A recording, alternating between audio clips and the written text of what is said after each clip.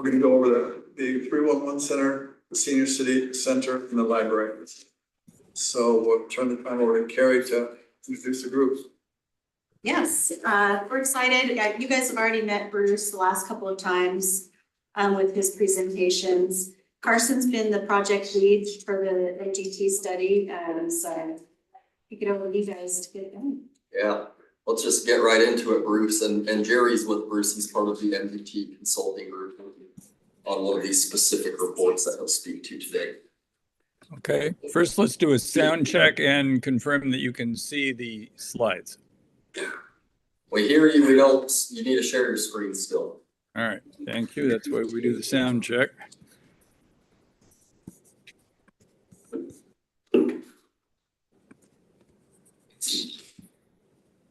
There's nothing to. Okay.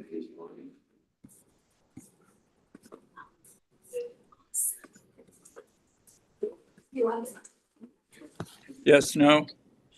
Yep, we can see it. Okay, let's roll. All right, there will be three units that we review today. This follows the prior two presentations. Bruce, you're not talking into your mic, or it's muffled. Is that better? No. Bruce, can you up the volume? Go ahead.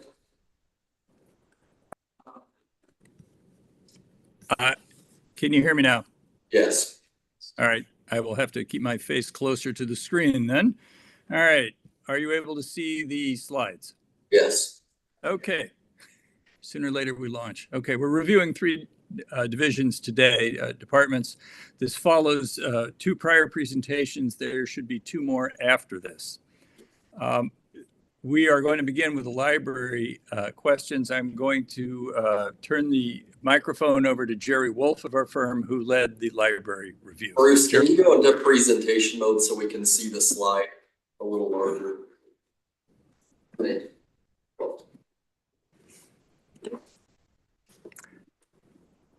Are we good? Yes. Jerry, all yours. Can you hear me? We can. Okay, very good. Good afternoon, everybody. Jerry Wolf, I'm a director with MGT Consulting. The city manager and the council asked us to address two questions. Is the number of librarians appropriate? And number two, how should the library address the relative emphasis on print and digital materials? So Bruce, if you want to go to the next slide, please. Okay. The number of librarians is really driven by the layout of the library. And that's something that you have and you're not going to change. You're not going to change the layout. You're in the near future, you're not going to be building a new library. But the way the library is set up with separate floors and basically two sets of tiers, basically the custom has been that each level would have somebody stationed at a desk on those levels. This basically means that the staffing costs have been higher for the library. What we found was, we did a peer comparison. We looked at Lehigh, Provo, Sandy City and West Jordan, Murray, as well as Orem. We looked at their staffing costs in the library. And basically, the peers were in the mid to high 60% of their budgets devoted to personnel in the libraries. Orem was much higher at close to 84%. And we believe that this is driven by the layout of the library and the interest, the custom of staffing each level pretty much at all times. We think there are some ways to address this. There are really two specific ways to address this. We believe greater use of technology so that the staffing, so that customers can access intercoms or some kind of remote inquiry, remote way of communication, so that they can get information about where books may be, so that it doesn't, each desk doesn't have to be staffed all the time. We also, and we think that can save significant funds. The other way is basically not to staff desks at all times. We did ask the library staff, basically, if they had a sense of when the library was busier versus not as busy. Monday to Friday, weekday mornings seem to be busy, with preschool related activities. And Monday to Thursday in the afternoon also seem to be busier. Weekends may not be as busy. Weekend evenings certainly are not as busy. So we believe there are opportunities to reduce the number of librarians, or really, it's really the personnel costs of the library. By using more electronic communication, and also staffing more appropriate to when the library is in higher usage. The second question is on the print versus digital materials. There's a growing trend. A lot of us, read books on Audible or our Kindles or what other electronic devices we have. This is a growing trend. The circulation of reading material on electronic media is growing significantly. At the same time, the cost of circulation of physical books has been increasing a little bit, while the cost per circulation of electronic media, electronic books, has been dropping. Now, on a per circulation basis, paper books are still cheaper than electronic books. But the trend is that paper books are increasing in cost per circulation, while electronic books are dropping in cost per circulation. It's also a little more difficult to interpret the information about the cost of print versus digital. And that's because paper books are expensed when they're acquired, but there's an ongoing cost to the library of maintaining a paper collection. The cost of restocking the books, repairing the books is a growing cost, and that's really tied to labor increase. So you don't have the same issue with the electronic books. So the trend for one is the cost is up, and the trend for the cost of the other is down. Orem also has the situation where they're basically maxed out on space. The library has close to 250,000 books in circulation. We heard from several people that you're tapped out on space, so that the opportunity to expand the paper circulation collection is very limited. So Bruce, I'll want to turn that back to you. Okay. Could you go back to the previous slide?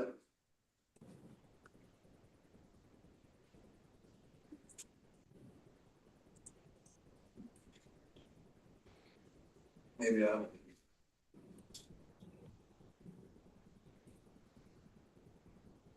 okay, I just had a question on that. So it says digital materials cost more. And then as I heard your explanation, I wasn't clear on that. But do digital materials cost more than paper materials? On a cost per circulation, yes. In 2018, the cost for a physical circulation was 63 cents. Okay. The cost for an electronic was 83 cents.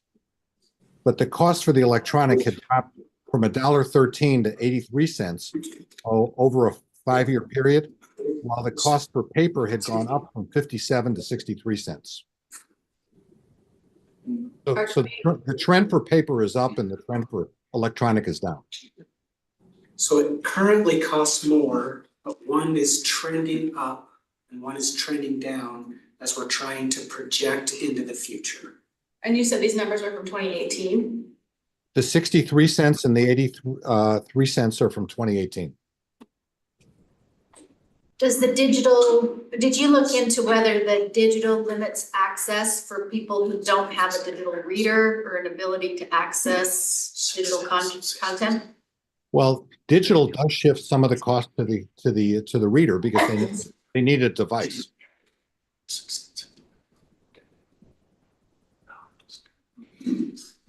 I'm just trying to understand that. That's kind of crazy that digital costs more than paper.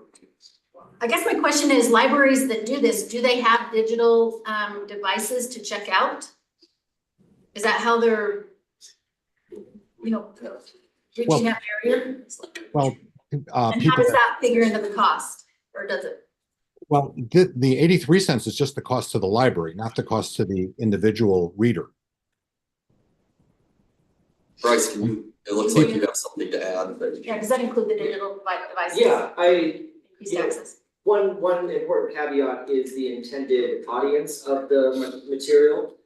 Specifically in children's, where we do a lot of our heavy circulation, the physical item is gonna be a lot more important than maybe in adult nonfiction or adult fiction. And so we do have a number of technology supported players that you can get both the digital resource and a player for the digital resource. You can get both the streaming title and a Fire Stick or a Roku or something that would permit you to be able to check it out. And so there are still avenues if you don't have a Nook or a reader of some sort that you could get everything you needed from us in circulation. Okay. That cost is probably not counted into the 83 cents. They just charge to get a title is closer to maybe $60 or $70 to get a digital title, where the same publisher would give us the physical book for $20.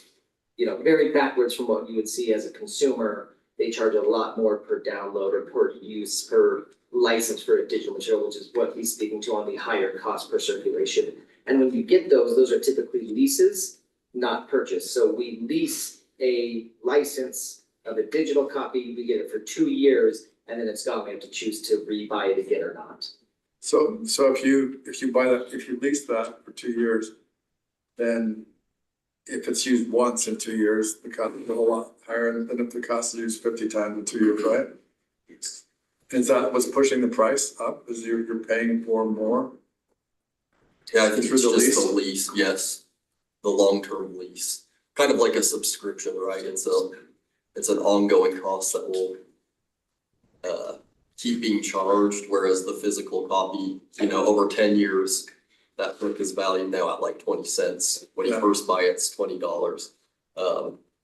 But yeah, as they mentioned, the digital subscription lease type service is trending down, but it's still not on par with physical.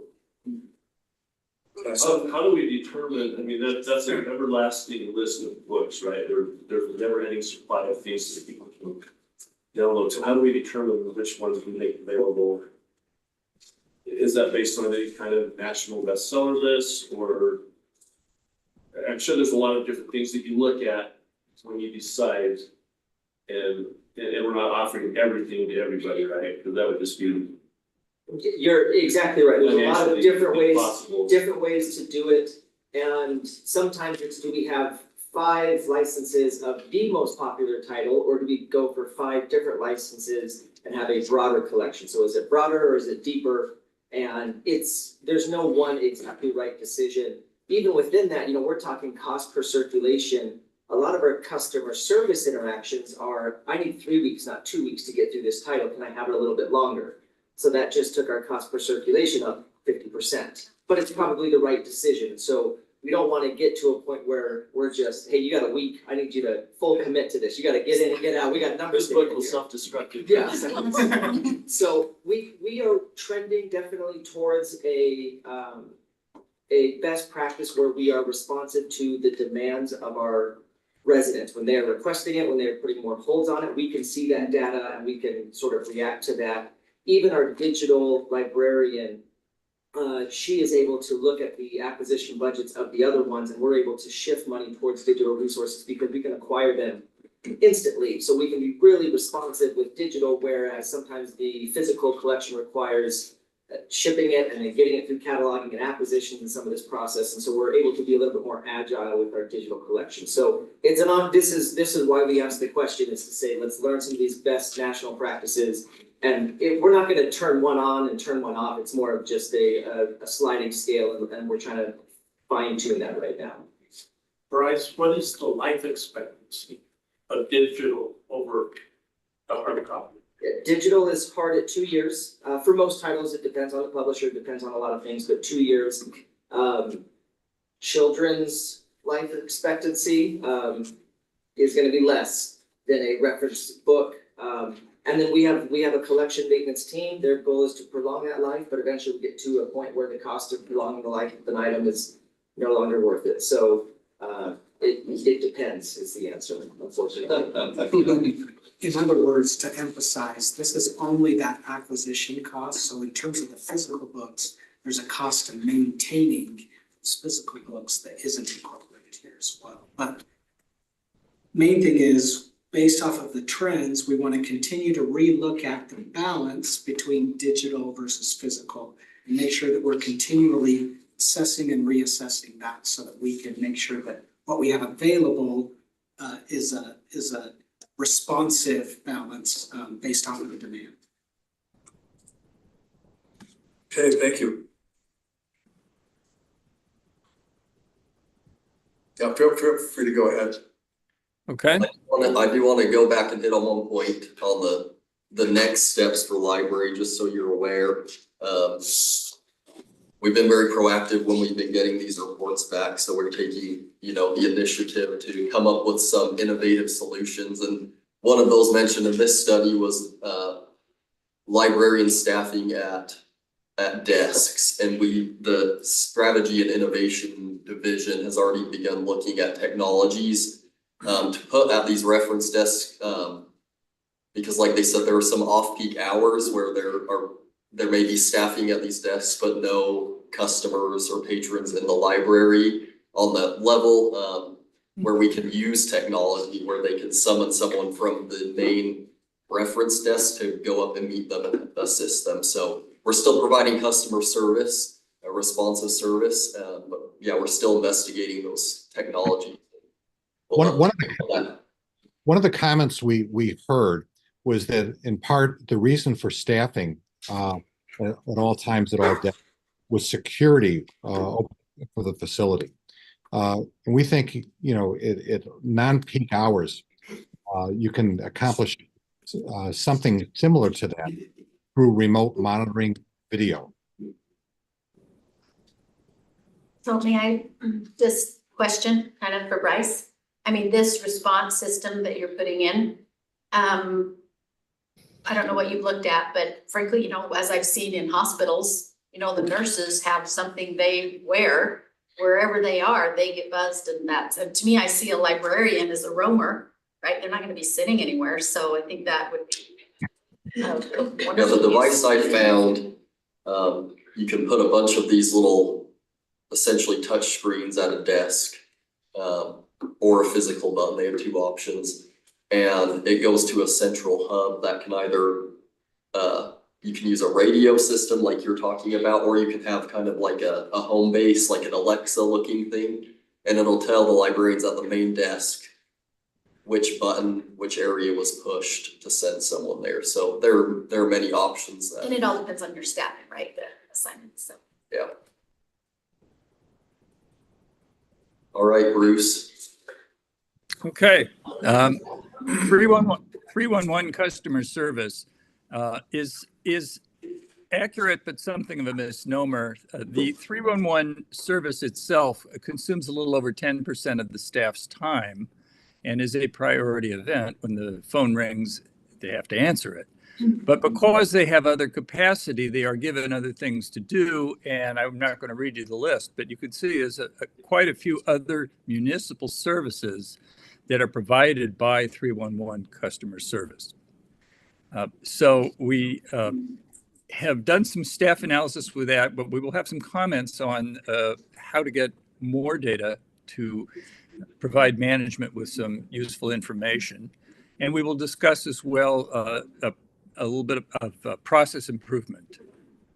The staffing of the 311 service itself appears quite good. The time per call is comparable to peers, and the staffing level for it is comparable to peers, even though your configuration with all the services provided by this unit is unique to Orem. Subject to the available data, we concluded that the division is staffed reasonably. The activities that they perform consume about 80% of staff's capacity. In our experience, and we've done studies of this, 25% of total spending for overhead is a reasonable target. If you're at 80% on direct, you're at 20% of your time available for administrative and management purposes. And that's close enough that we are comfortable saying that the staffing for this is correct. Nonetheless, and this segues into the process improvement issue, one could wish for some better data. And in particular on the 311 system side, the current ShoreTel telephone system does not provide some of the metrics that management would like to have. And that would be data like how many rings before a call is answered, how long does a call last, how do the time spent by different operators compare, what are the trends in some of these things. It would be nice to have the management data. We've thought about a couple of different ways to do that. The lower cost way to do it is periodic work sampling. And we envision that being a system where 1 week every 3 months, staff fill out timesheets about the activities they perform that could be tallied and analyzed by management for that insight into productivity and trends. Another way to look at it is when you're ready to get a new system, at the time that you got the ShoreTel system, the market didn't really provide some of the dashboard management metrics that you might like to have, but software is evolving constantly. And if you are interested in pursuing a new system, we would say that one desirable feature would be the management data to track individual employee productivity, trends, customer service levels, et cetera. We think that would be helpful to have. The issue there is whether you want to buy a new system or whether you're ready. Eventually you'll need to. We're not saying you have to drop everything and go do it right now, but it would allow you, subject to getting a system that had some of those features, it would give management more insight for continuing tweaking of how staff are aligned with workload. We don't have any complaints about what you're doing. We're not saying it's not efficient. We're just saying who wouldn't like to have a dashboard on their car to give them some feedback about how things are working. And so if you don't want to buy a system right now, and that's fine, we would do periodic work sampling to get data. And we think that's a lower cost way to get some of that information that we believe management would want to have. Shall I move on to Senior Center, or do you have any questions about that now? We're good on questions. I do have a note on this though, as you recall, when Jenica presented on the new division of strategy and innovation, one of those pillars of that division is data. And we've been meeting with all the department directors and the managers to come up with some ideas on how we can help departments and divisions enhance their data management so that we can, make data-driven decisions in the future. So we're currently working on that and excited about the departments that really actually want the data so that they can make those informed decisions.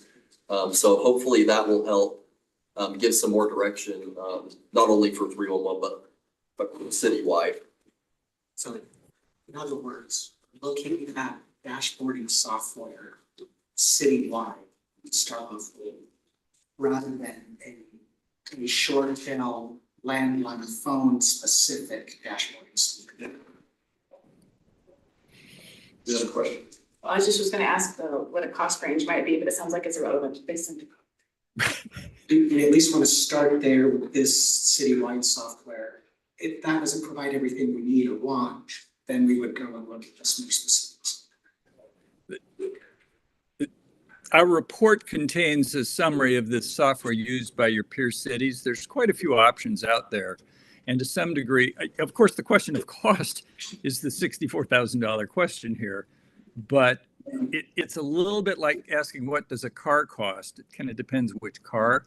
But I don't think you're starting from scratch. You know what all of your peer cities are using. And whether you would be charged what they paid, I don't know. That depends on what the vendor quotes and whether they bought their system recently or not. But I think you have the basis of getting some feedback from your peer cities of how much they like the systems they are using. And I will add one more note with 311. If you compare them, if you read the report and compare them to our peer cities, I think we should be very proud of our 311 staff because they do more than every other city does. Utility billing, fingerprinting. So I think this report speaks for them and how hard they work and how efficient they are. Yes, it also speaks to the training requirement to work there, that staff need to be trained to do a lot of different things. And they've been able to make that work quite well. So any further comments on 311 or shall we move on to the senior center? I think we're ready to move on. Okay. 2 questions here. Do you have the right number of staff? And could you get some rental revenue subject to investing a little bit of money?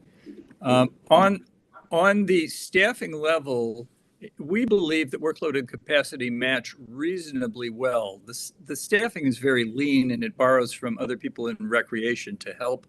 And that's not readily quantifiable, but at least subject to the peers, we believe that the senior center is staffed appropriately. They might make the argument that at certain times they could use one more person, and we wouldn't necessarily disagree with that. In terms of the efficiency study that this is part of, the focus is more on bang for the buck. We know that if you spend more bucks, you can buy more things, but we've been trending primarily around how can you get the most out of what you're already spending, and using a lighter touch on recommending that you spend additional monies. Within that context, I think they're staffed fine. On the facility enhancements, we believe this is feasible and that some of your peer cities are already doing it. That would be Provo and Lehigh. They get between about $5,000 and $8,000 of revenue annually. The equipment that you would need to buy, the audio equipment, tables, chairs, et cetera, we believe you could buy less than $1,000 or roughly that. So as a business proposition, it's not a home run, but if you could spend $1,000 and make $8,000 a year from it, we would recommend you do that. In order to rent the facility, we think you need to do that.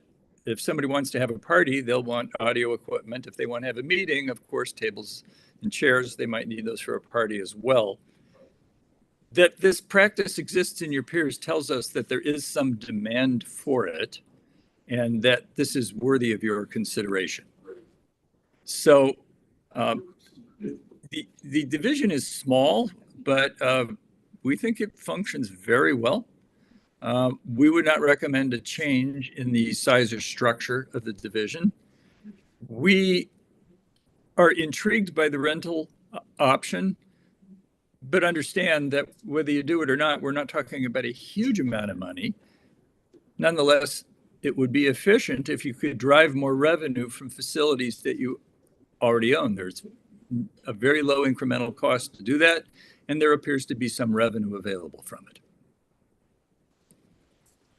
So we have to rent it out. Bryce, it's not right. We're not renting it out. We do, in very limited scope right now. Is that because of lack of demand or we want to keep it open for our seniors? We have no interest in infringing on the seniors' use of the space, but that's really limited to Monday through Friday, 9 to 3. And so I think as we look at the after-school demand, I know we had a great presentation from a potential partner organization a couple weeks ago in council work session. I think some of those are where we start to think about this space and that size of a building, that capital investment might be readily available to, whether it's through a rental revenue or through a community outreach effort. It's very close to being very usable for a lot of other things that wouldn't take away from the seniors' experience. They would still have total ownership during the day. And I think we would want to reinvest that revenue back into building and into our services for our seniors to, again, to enhance what we're providing programmatically. I don't think we are going through a process right now to try and figure that all out as far as what space would rent for what prices to which group, make it all a stock structure, so we're working on that right now. Yeah. Or- And sorry, go ahead, Bruce. For comparison purposes, just to let you know what your peers are charging, Provo charges $125 an hour plus $300 to use the kitchen. Lehigh requires a $200 deposit and a fee of $50 per hour. Yeah, and just based on, the conversations that have been had during this particular study and my own observations with what is done at the Family Fitness Center, I constantly see those spaces being rented out. The senior center is an awesome asset for the city, and it's so close to a lot of great infrastructure, the library, the park over there. I do think that people would jump on that opportunity to utilize that space. And then, like Brent said, the reinvestment benefit into the senior programs and the facility itself from revenue could be monumental for them as well. So I do see it as a win-win if we, like you said, make sure it stays in its lane and is balanced. Yeah, I've had some seniors reach out to me and say they want to do dancing. I guess there used to be a Thursday night dancing at the That's fun. senior center that drew people from all over the valley.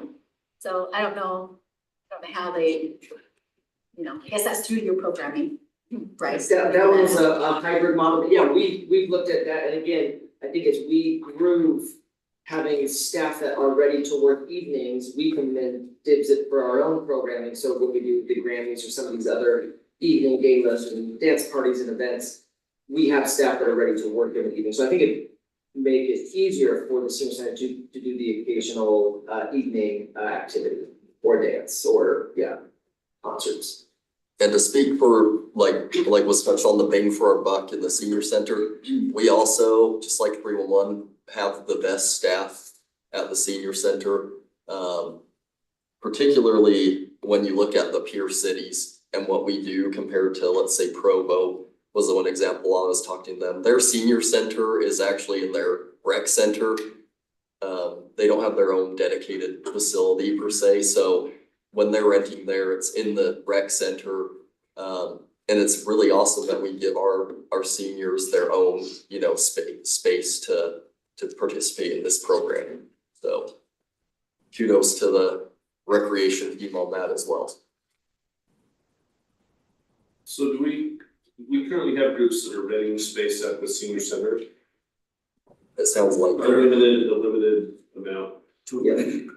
Specifically, there's a number of nonprofits and organizations. The mayor had, I think alluded to this, and we're trying to find out the right way to treat each of our wonderful partner organizations fairly and equally, and also make sure that the senior staff budget is not subsidizing other outside groups when they already have a pretty lean budget. And so we want to do right by our partner organizations and also cover some of those direct costs of making that facility available to them. Yeah. Any other questions about any of these reports today? Welcome. Thank you, Bruce and Jerry. Thank you. Thank you. Thank you.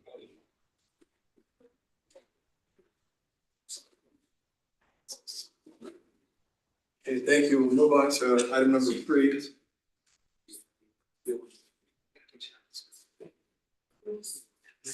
Okay. Actually, correction. We're gonna move to number 4. Recreation New Year's resolution impact. And That'll be from Mariah Shirley. Do I get to be up there? Yes. Sweet, the hot seat. All right, is Pete pulling out my presentation for me? Yeah, use this computer. Okay, do you want me to use mine or yours? Do you have, Yeah, it's bring fine. a connector? Hello, everybody. I know some of you know me, and I'm Mariah Shirley over from the fitness center. I think I've interacted with most, if not all of you, but I'm out of the way a little bit, so nice to see y'all again. Give me just a Well, minute. you have your own dongle for the HDMI. I do not. Okay. Do you mine have- is these. Oh, okay. Oh, you have one? No, he suggested casting. Okay, thanks. Oh. That was great. Thank you.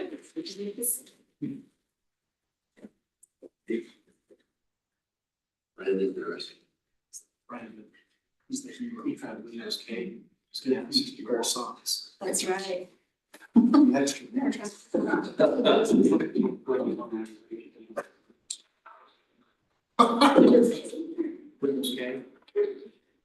I'll have to get that. Oh, no, I don't think I have. This one? Notice the HDMI, not that one.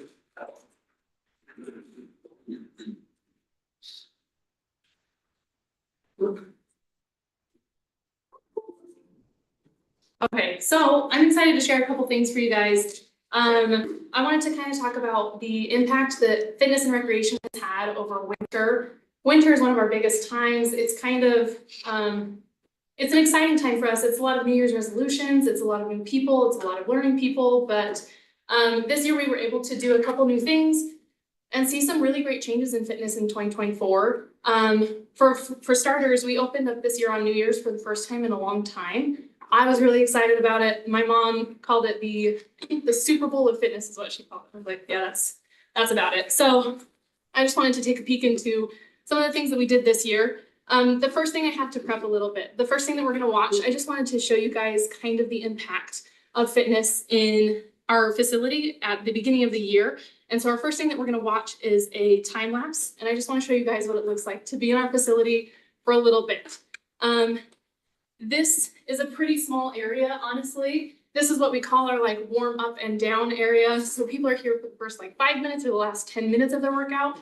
This is the span of over like 3 or 4 hours, and it's happening. You can see like at some point somebody takes a picture, somebody's doing like little selfies, people are in and out, and this is just a small piece of our facility for a few hours. And this is kind of one of the least used areas. It's a busy area, but this is not even the functional fitness area where they've got the strong weights. This is not all of the machines that we have, the treadmills, but it's just fun. It's fun to see how busy we are, how many people are moving in and out of the facility. It's exciting. I wanted to talk a little bit about the individual experience versus the group experience. So as you could kind of see, there's a lot going on, and each of those people are there with maybe themselves or one other person, and they're navigating 4 other things in the facility. They're seeing, their experience in functional fitness. They're going to the treadmills. I see Ryan do his experience there, and I don't know how many people you see in your trip there, but your experience is kind of unique. You get to do your own thing. You don't really get, I don't try and bug you too much while you're there, but you get to have. Yeah, that's fair. She's recording. But it's important for people to be able to have their own experience and still be able to be interacting with a few other people. But it's fun to see from an outside perspective, managing it, the hundreds of people that are in the facility while all having their own individual experience. I wanted to also share some really fun numbers that we get to look at. So for example, these are what we call heat maps. We kind of use these to figure out how to staff most of the time, what it looks like to be able to handle the capacity in the facility, be able to manage the entries and exits at any time of the day. And these are very interesting just to look at that in our December, this is December 2023 and January 2024. And just taking a quick peek, we see even already a pretty big change moving into January. That's all those New Year's resolutions. Everybody is suddenly deciding that they're going to be fitness. They're going to be fitness right here and now. And so it's fun to see the numbers, and it feels like this too. You can kind of tell when the facility gets a little bit louder during the morning times of the day, the afternoon times of the day, it gets a little slower. And then in the evening, we get right back up to it. So it's fun to share again, individuals don't see this necessarily. They come in for their fitness class, they get to connect with, you know, their friends, their family members, and we see 400 to 500 people coming in and out of the facility. It's amazing. I did want to share just a couple of our like individual users here. Sorry, I'm gonna grab my water bottle, but two of these people up here, we've got two of our fitness instructors. The one on the left is Melissa Rask, and she has had an excellent story. She has been teaching with us for more than I think 8 years, which is great. That's, you know, not our longest teacher there, but we love her. And she has created such a great community that she was able to convince 3 of her members in her classes to also teach. So we recently were able to hire Vanessa Adams as a teacher there. She inspires her class. She's able to bring like a full community together. And every time she has 30 to 40 people in her class, and they're kind of a different 30 or 40. So she's got 80 people that follow her around the fitness center, come to all of her classes. She teaches, I think, 8 classes a week, and people just love her. And that's important for us to be able to have that kind of an impact in the community, to bring people together enough that they're convinced to work for us, which is great. And then also to build those very like important community bonds together. And then the last thing I want to talk about is kind of the future. Where we see ourselves going in the next few years. I'm excited about the future at Hillcrest specifically. I know that we've talked a little bit about how we relocate some of our current fitness opportunities or our current programming opportunities to Hillcrest to allow for more drop-in users at the fitness center. I'm excited to be able to move some of our programming, some things that are taking up some of our rented or usable spaces for fitness over to Hillcrest so that we can continue offering better drop-in spaces for our users at the fitness center. I know that we've got some fun opportunities coming up with, you know, Orem Fest Fit. We're doing a few classes with the Orem Fest community, and we're trying to connect to people outside of the fitness center itself. And then just looking at the recreation department as a whole, are we covering all of our bases? I'm really excited about the Hillcrest opportunity. It's been fun to be able to kind of branch out to that area of the community. But not only that, we're constantly taking a tally. Are we filling the spaces that we need to fill? Are we reaching the community members that we need to? It's fun to be able to take a look and figure out, are we doing the right things? Do we have the right spaces filled? You're coming up? Are you joining? Just lurking in the corner. Yeah, okay, that's fair. I just wanted to, add my voice to what Mariah shared today. I think so much of our conversation, especially as a rec department, focuses on the really good projects that we're building with Chris and the Public Works team. That focuses on, maybe even some of my conversations are, focuses on like the financials of the recreation center. Are we operating in the black or the red? And are we doing tens of thousands of people at this, or what are we doing? But I think the work that Mariah and her team are doing over at the fitness center really speak to the purpose and the central importance of recreation as a whole for our residents. Mariah, she mentioned 400 to 500 people. That was per hour. And so on any given day in the winter, we are seeing thousands of people come through our doors, thousands of our residents. We love our proximity to Mountain View High School, that we have such a strong after school and sometimes during school scene from our teen students next door. We're working with them. Yeah. But I really wanted Mariah to take an opportunity to impress the importance of the individual, of the relation of what their team is doing over at the fitness center and what it means to our residents. We're grateful for y'all's support, and we got really exciting things coming up, and Mariah and her team do a wonderful job over there. Thank you. Yeah, what you got? Mariah, Chief Adams put me up to this, but Sure. didn't we talk about providing time for people with luxury cats to walk them around? Track and Yes, keep- Sundays, it's kind of a different. That's group what of you people. wanted, right, Chief? That's what it is, Mhm, yeah. mhm. Yeah, luxury cats. I just have a quick question. Are cats okay with like 500 other people in the facility? Are they gonna be? Not They'll be in a stroller. No. They expect the track to be their own. Oh. Brent, to your point, I have to go home and tell my wife it was a zoo at the fitness center. So we could fit that. Thank you for the consideration. Yeah, absolutely. I was kind of interested to hear a little bit of your perspective on it. Do you feel like you go at, because I will say this in the kindest way possible, Yeah. you maybe go at the worst time.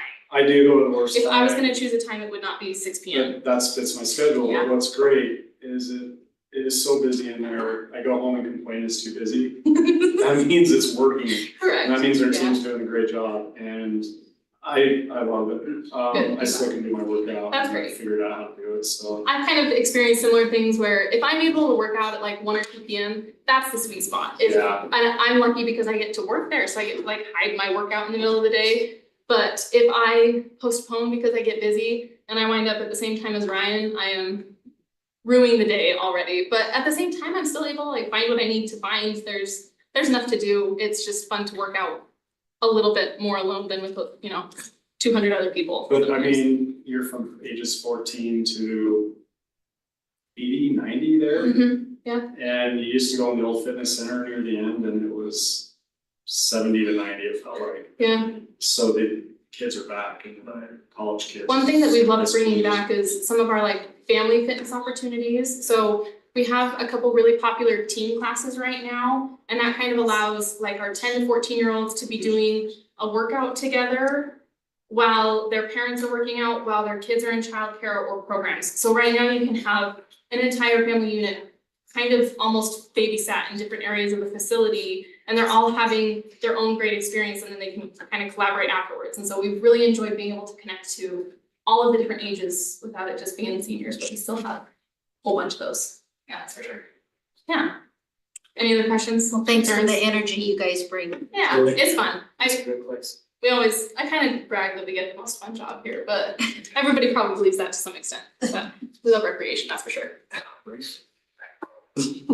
Well, thank you. Thank you. More work on cat day.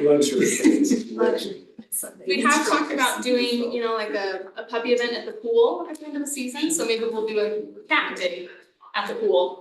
If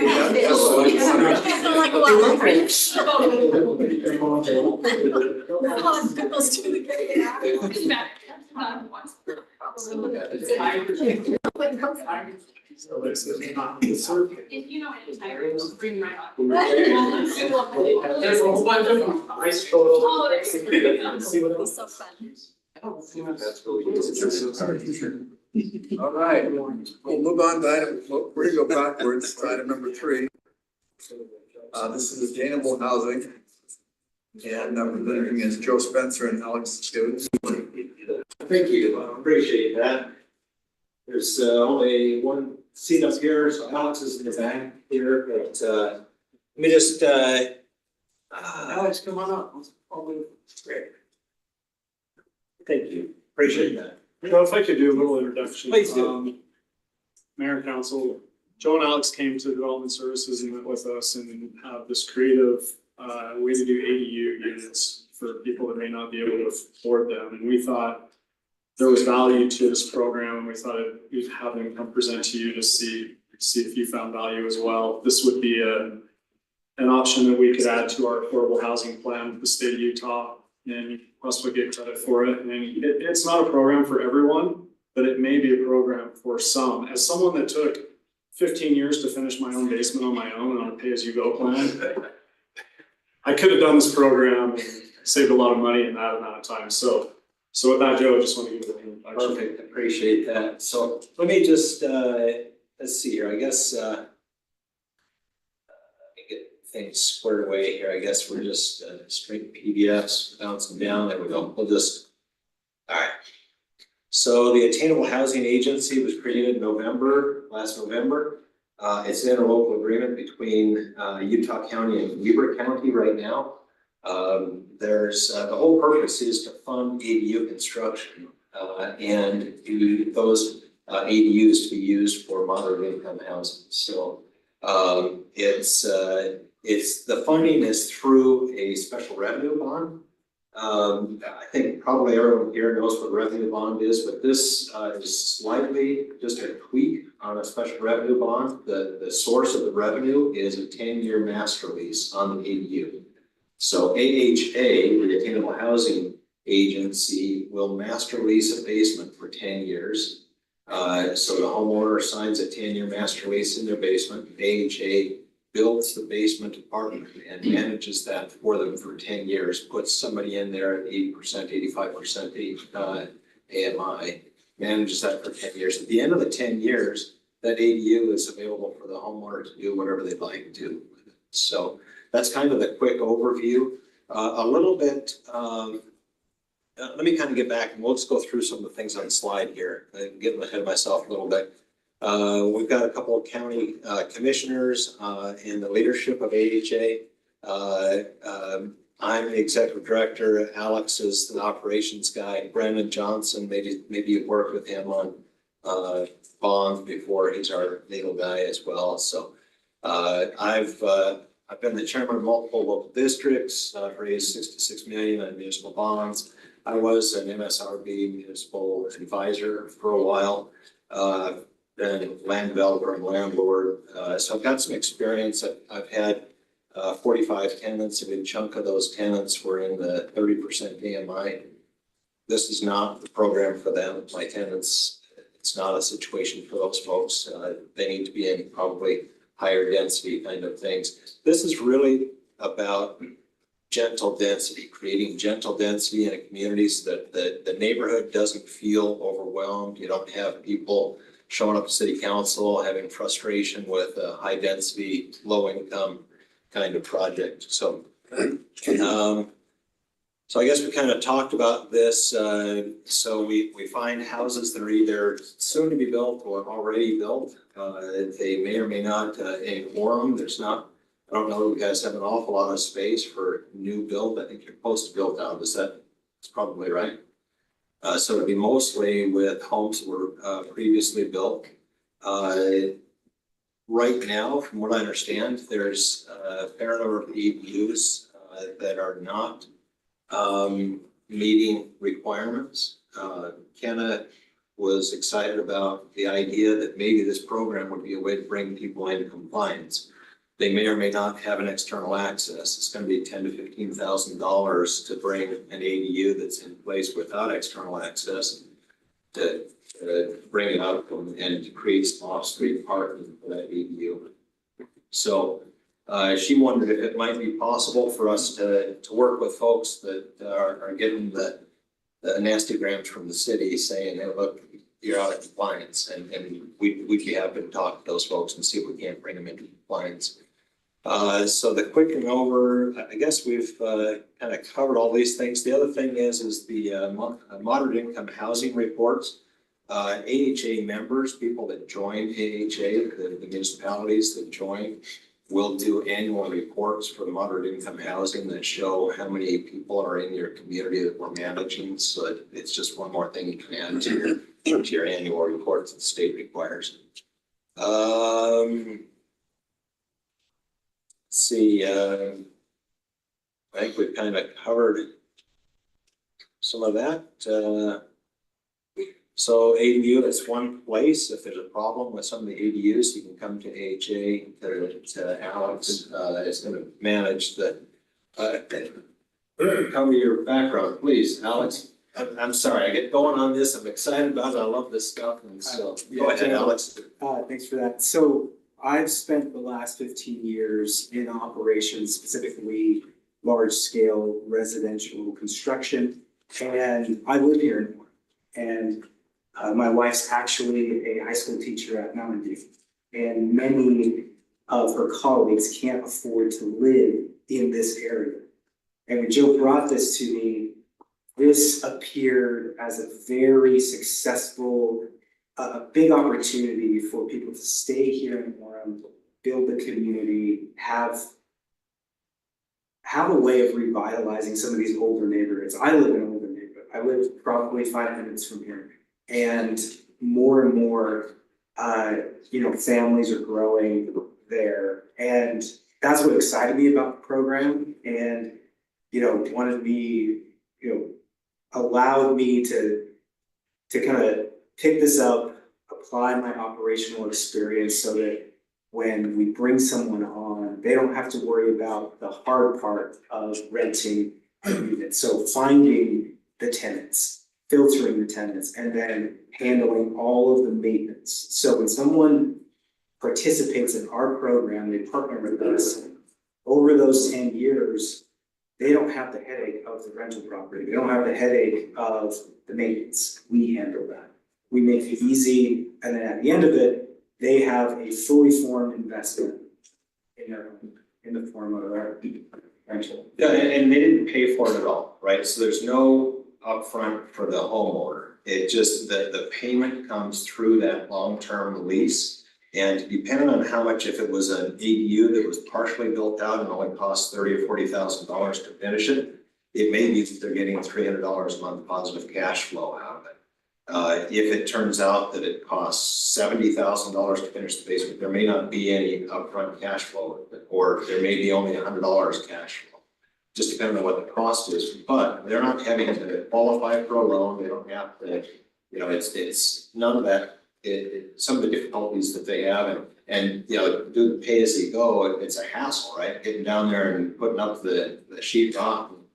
This is just something that Alex is gonna manage. We've got several partners that are anxious to help build out the ADUs, the people, yeah. So is there not a lien that's added to the property? So the lien, yes, thank you for bringing that up.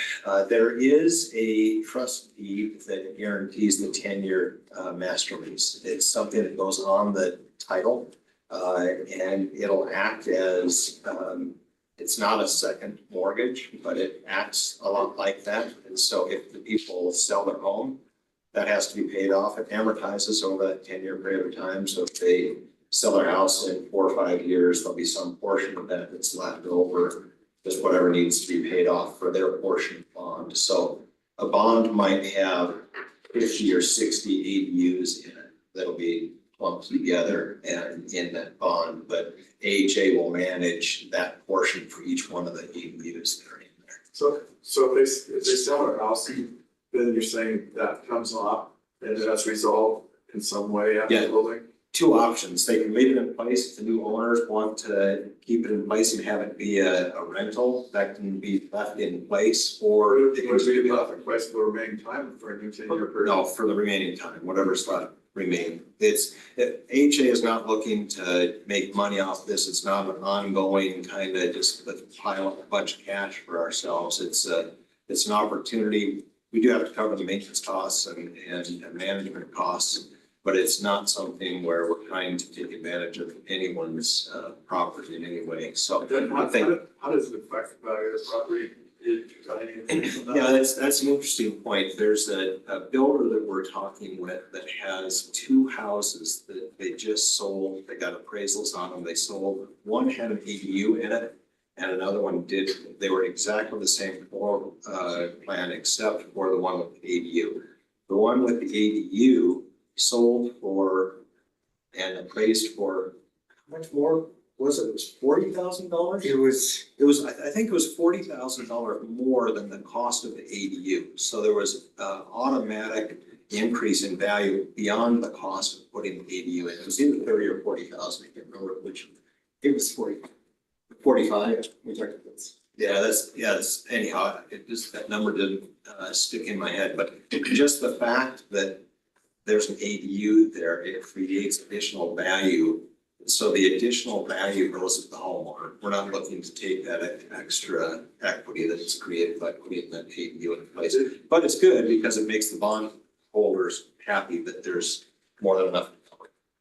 Is there a type of home you're looking for as the trust age? I mean, when you do a 60-year-old home versus 30, I don't. We would prefer 30 years up. The older homes are gonna, you know, it's gonna take some work and it'll, if they've had their basement finished out, but it's not legal, it might make some sense, but we'll have to look at it on a, you know, each person basis. So, I guess my question then would be, where are you in these construction costs? Are you, so you're going in and building this for someone? Are you average market cost? Are you elevated cost because you're adding your maintenance in there to these homeowners? How is that? What's the process of how it's Yeah, paid? where's the win-win for you here? I'm trying to. Sure. So, we work with, right now, we've got several home builders that we're working with that want to just have it be part of their process, that they can offer a basement that's free, essentially an apartment that's free, but have it be managed by AHA. Or there's several general contractors that focus on basement apartments. And we don't need to have an overage beyond what their cost is. There will be a small amount that comes in for management. That they need to take care of the management, but that, I think that's where the majority, there's a small amount that comes in. I'll be putting some money into AHA from the funds as we're going through. You know how municipal bonds work, there's kind of layers of expenses in there, and some of those layers we've been able to shave off, and some of those expenses would be able to go into AHA to cover our costs. So that's, you're asking how we're gonna be going. Yeah, my question is, are you cost plus 10, 10 and 10, overhead and profit, what are you doing? That's. You have a formula? Construction is not, we're not gonna put money on top of the cost of construction. So are you making most money on the bond? We're making some on the bond and we're making some on the management, but it's, the long-term management is where the cash flow comes negative going concern. Are you structured, what that entity is, AHA? So AHA is an entity of the state. It's an interlocal entity created by Weber County and Utah County and anyone else that wants to join, any other municipalities. And we would hope that Orem would like to join. Those folks that join, if you become a member, then the responsibilities are to assign somebody to be a board member. We anticipate quarterly board meetings, electronic only, and those board meetings are necessary to authorize the bonds. So that's really the only responsibilities of the board member, but that's, we'd love to have 8 or 10 municipalities join. Is there a cost to join? No cost. Okay. So Alex, tell me your vision here. You see this as going in and revitalizing neighborhoods. Tell me how do you explain that to me? Well, I grew up, just to give you some of my background, I grew up with a single mother and 7 kids. And we grew up in a nice neighborhood. And I had the opportunity to meet people that I never would have in my socioeconomic state. And it changed my life. I went on to serve an LDS mission. I went on to get educated, have a wife, grow up here, raise my children here. And specifically in my neighborhood, about 40% of the folks that live there are in their 60s and 70s. So they've been there for quite some time, right? This gives them the opportunity to partner with younger families like I did when I was younger. And those folks can help maintain the properties. The senior folks can also derive revenue from these partnerships, and they can stay where they want to, right? They don't have to move out. They don't have to go to a senior living facility. They can stay in their home that they've been at for 30 years and also have people who are young and want to maintain and want to send their children to school in that. Does that make sense? Mm-hmm. Do you have any of these that are built out and rented yet, or are we not far along? No, we just got the entity put together late last year, so we don't have anything, we're just putting the first one together. And so that's we have a long list. There's an incredible amount of interest in this.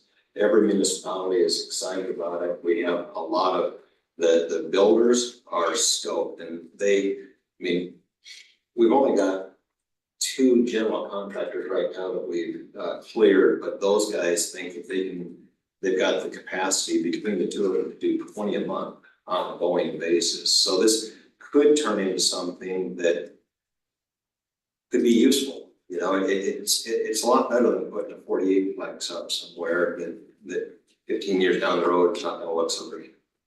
Do you see yourself turning down some homeowners? Yes. Yeah. Based on what?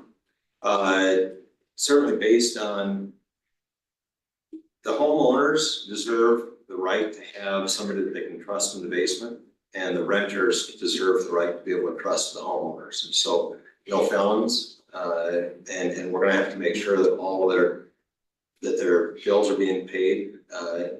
They don't have to do a credit check, but we'll do a credit check. It's not something they have to qualify, but we need to know, are they gonna pay their utilities? Are they gonna pay their mortgage payment? because that's gonna be an issue for us if that's the case. So we will turn down people that have some difficulties But there. so older home, you know, where you have to actually go in and create bigger windows in the basement to bring it up to code, things like that, you're willing to do that? It'll be a case by case basis, but if it turns out that the homeowner, I mean, in some cases, if the homeowner wants to put a mortgage on, or they have some savings they wanna throw in on it and to make up, there's a certain cost point that it makes sense. And if it doesn't make sense, we can say, sorry, we can only do in your house, for instance, 70,000 is where it breaks off, and you gotta come up with an extra 20,000 because the contractor says it costs $90,000, so you gotta come up with $20,000 or something. I mean, we haven't, but it's gonna be a case by case Yeah, basis. that makes sense. So.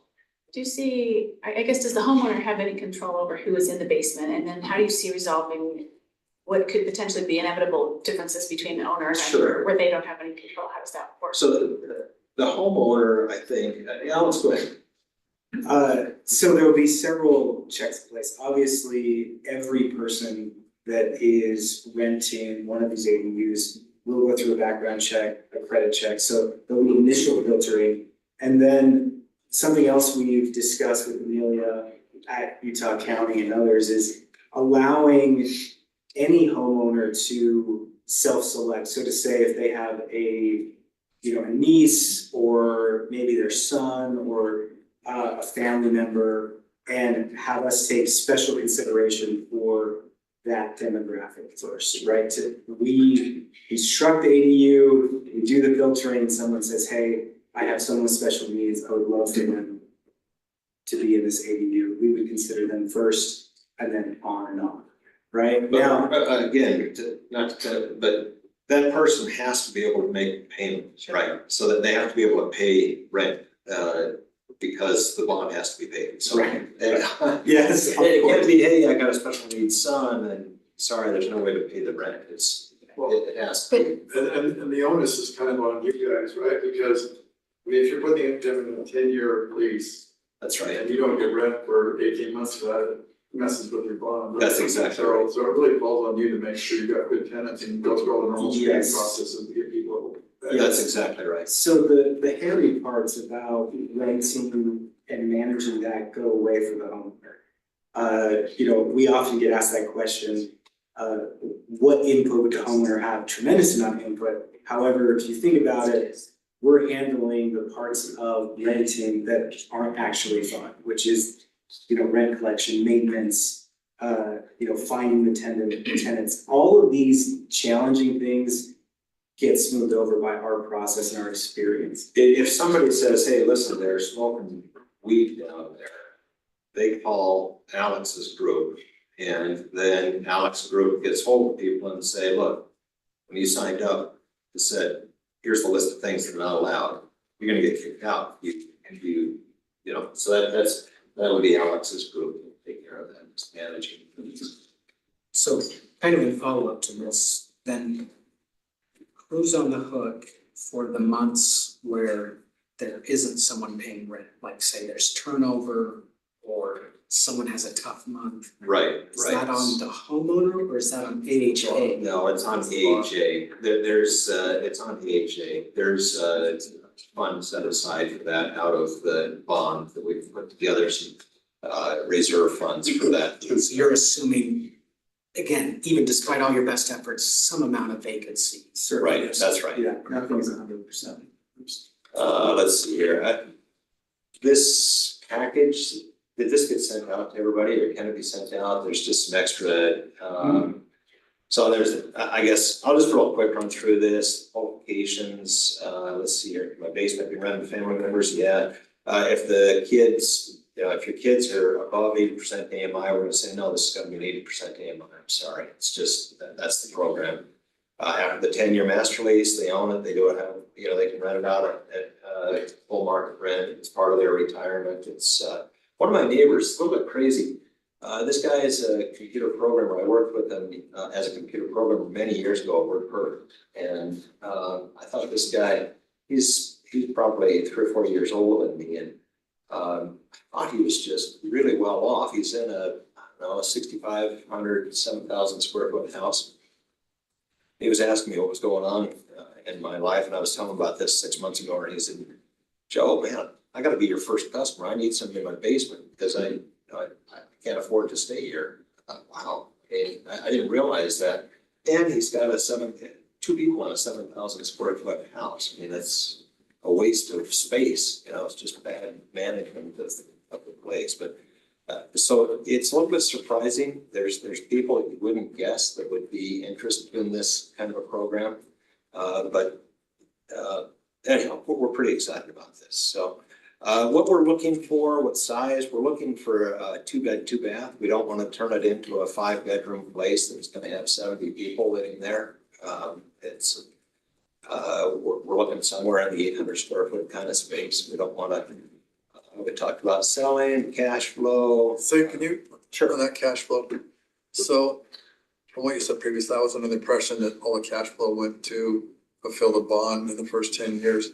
But is there an excess cash flow that? Right, there can be an excess cash flow, depending on how much it costs for the ADU. If the ADU is, if there was already an external access, then that's gonna cut the price by easily $10,000. If it turns out that the ADU only costs $30,000-$40,000 to bring up to code or whatever, and I've got some numbers, but I'd have to go back over them again, because about $70,000 is the break even, right? About $70,000 is about $100 a month positive cash flow.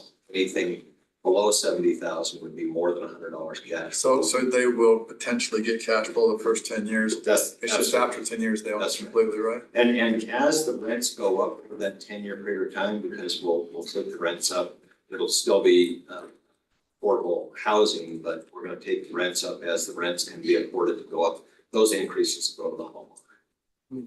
So if it starts out at 100, it may go up to 120 the next year. And just to understand the AHA thing again, so you said it's an interlocal agreement.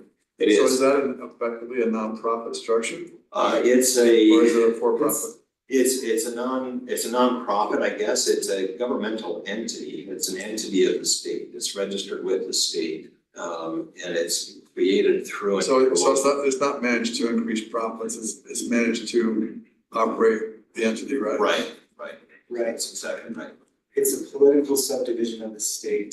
We've structured it so that this is an investment unique in terms of real estate. Anyone that we partner will instantly get equity once we complete it, would get the regular, small amount of the cash flow of the rent. And then at the end, anyone that partnered with us would have a fully formed rental property on their home with no cost to them. So They could still have it managed by us. If everything was going great and they loved it and the bonds paid off, then whatever was going to the bond goes to them as cash flow. So we just pay a management fee or something? Yeah, just a management fee, an ongoing management fee. And it would just be whatever the market made sense for the management fee at that point. One thing that's interesting, we've talked to several housing authorities. Early on when we were trying to put this together, we thought there would be kind of a conglomeration of housing authorities that would do this. The boards of the housing authorities said, look, we've got enough on our plate. We don't want to put more on our plate. And so that's how we ended up being kind of a separate entity. But just last week, was that just last week? Bunch of the housing authorities were in a meeting. This was presented by, frankly, I was out babysitting grandkids, so I wasn't aware. Andy Beals. Yeah, Andy Beals from Weber presented it, and she said all the housing authorities across the state are really excited about it. And so they're excited because they can put some of their clients in. As we've been talking to the housing authorities, we said, look, this would be something your clients can apply for, but they have to be because they're going into people's homes, they have to be the top notch. They can't have people that have substance abuse issues or mental health issues. It has to be top notch stuff going there. So how do you find that customer base? Do you have a data pool? How do you go about it? This is really interesting, out of the box thinking. Yeah, it's but how do you? That seems like that could get really complicated. close. Actually, no, so our plan is to partner directly with home builders and some of the local contractors here, and we've spent this is new in this conversation. We've been working at this for the last 2.5 years.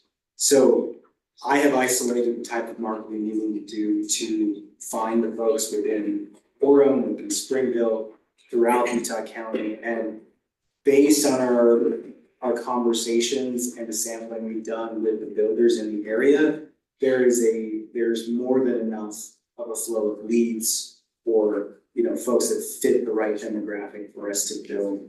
So Jeff, you talking about leads for people who want to do ADUs, or you talking about leads for people who rent these? People to random.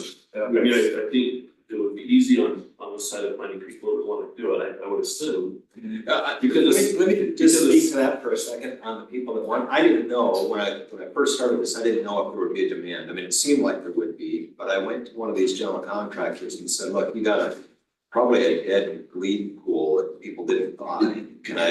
Would you mind if I just called into that dead lead pool? I called the first 10 people that I got hold of, and literally, and this is not an exaggeration, this is exactly, 9 of the people said yes. One person said I finished my basement with somebody else.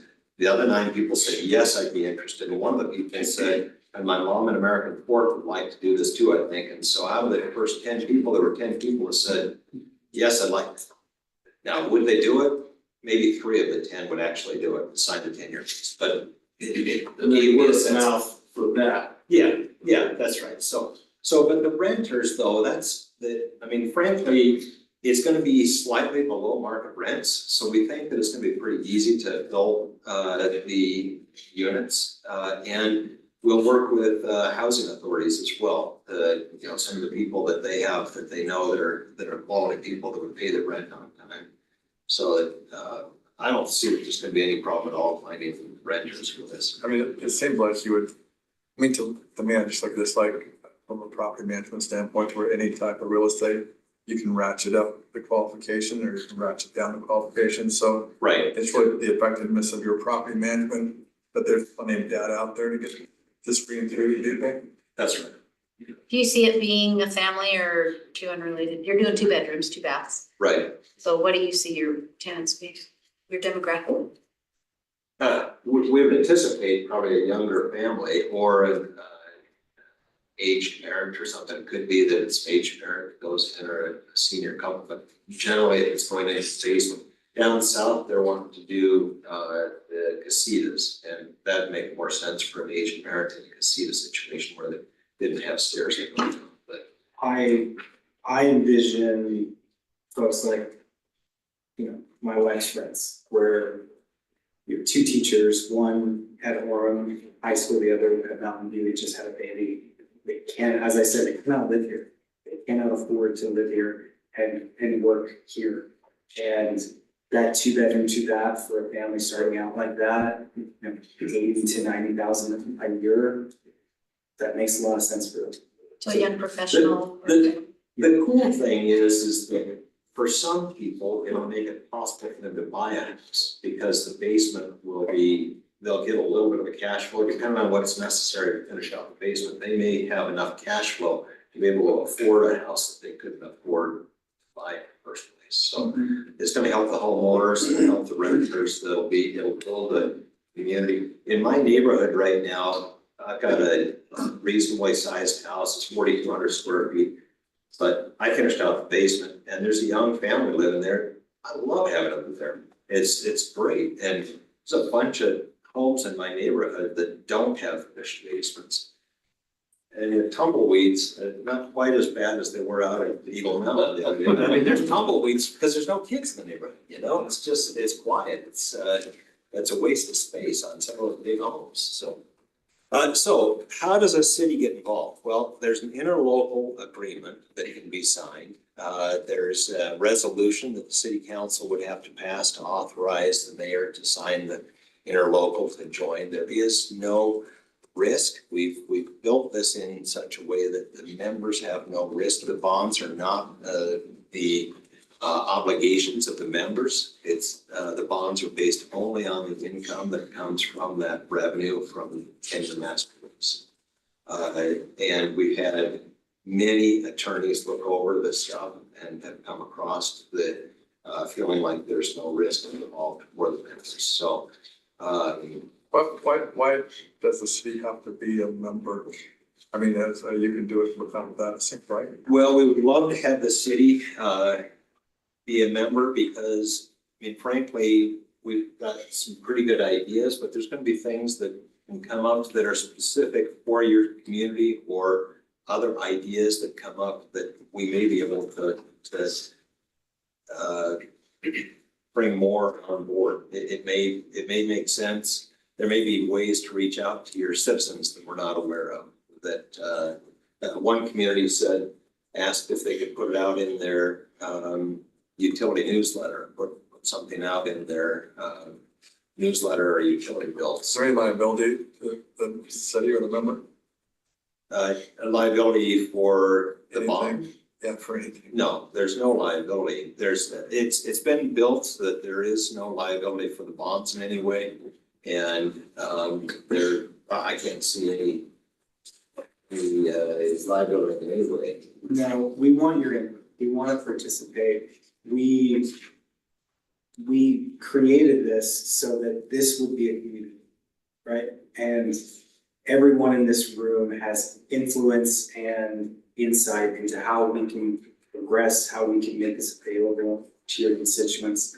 So we're looking for a partnership where there isn't liability, as Joe said, but we definitely want to be with you. We want you on our board. We want to collaborate with the other municipalities we're working with so that we can make this more readily available or more, at least more folks are aware. There would have to be a way for liability to stop as far as think of like the house gets rented, something's done wrong, somebody in the house living in the basement gets hurt, whatever. And so Right, there's right. deep pockets, Yeah, and so there's- there'd have to be liability protection for. That's right. Yeah, there is additional, that's part of that situation. There has to be additional insurance put in, and that's been plugged into the calculations. The additional insurance is in place. Is your construction, I mean, is it contained to within the four walls of the building? So if there was a need for additional parking, in order for that to work in a neighborhood, would you be involved in pouring a cement pad? Yeah, if it makes sense, if that can make sense, I mean, that's an additional $10,000 for the concrete pads. So if it makes sense, then we can do that. Otherwise, if they've got some other part of the cost of that, like I said, there's a point where it doesn't make sense. We don't want to get a negative cash flow for a home. So it's just, it needs to be as well. What we would like is to have at least $100 a month on cash flow. So it doesn't feel like they're, so they're getting something out of it along the way. So, the buzzword is affordable housing. And I see this as affordable to the homeowner because I don't have to pay anything for 10 years, but is it really gonna be affordable because it's gonna be rent, it's gonna be market driven? So, if the going rate for a 1 bedroom or 2 bedroom is 1,500, it's gonna be 1,500. So is that affordable is the question, right? It's likely gonna be, in that circumstance, will likely be about $1,400. The numbers that we've done is just, we've tried to knock it down so that it's a little bit below market. But is it affordable? No, it's not gonna be. I mean, you're just adding more, you're adding a dwelling so somebody can live there in Orem, but it's not gonna be affordable.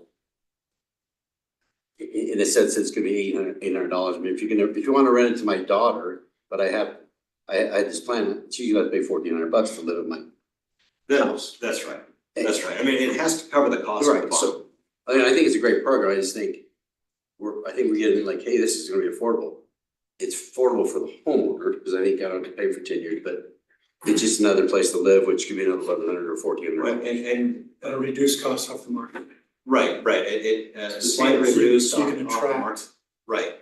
Right, and over time, I mean, if it turns out, I mean, Zion's public finance believes that this has the potential to do potentially in Utah thousands down the road, thousands of ADUs could be paid for this way. And if that happens, that'll create a little bit of a blip in the market and bring, bring more supply on board. So it's not something that'll happen drastically, but it's not gonna be. No, I mean, I think it's a great idea, and I just think, but it's the buzzword affordable, and it's like, you have to be realistic. Yeah, But I think it's a good avenue for somebody to be able to afford the ADU in their basement. But it's still gonna be, if you want positive cash flow, you're still gonna have to charge market value. that's right. We're real close. In reality, I mean, Right, that's so, right. but That's I think exactly it's a great idea, it's just another avenue thinking outside the box.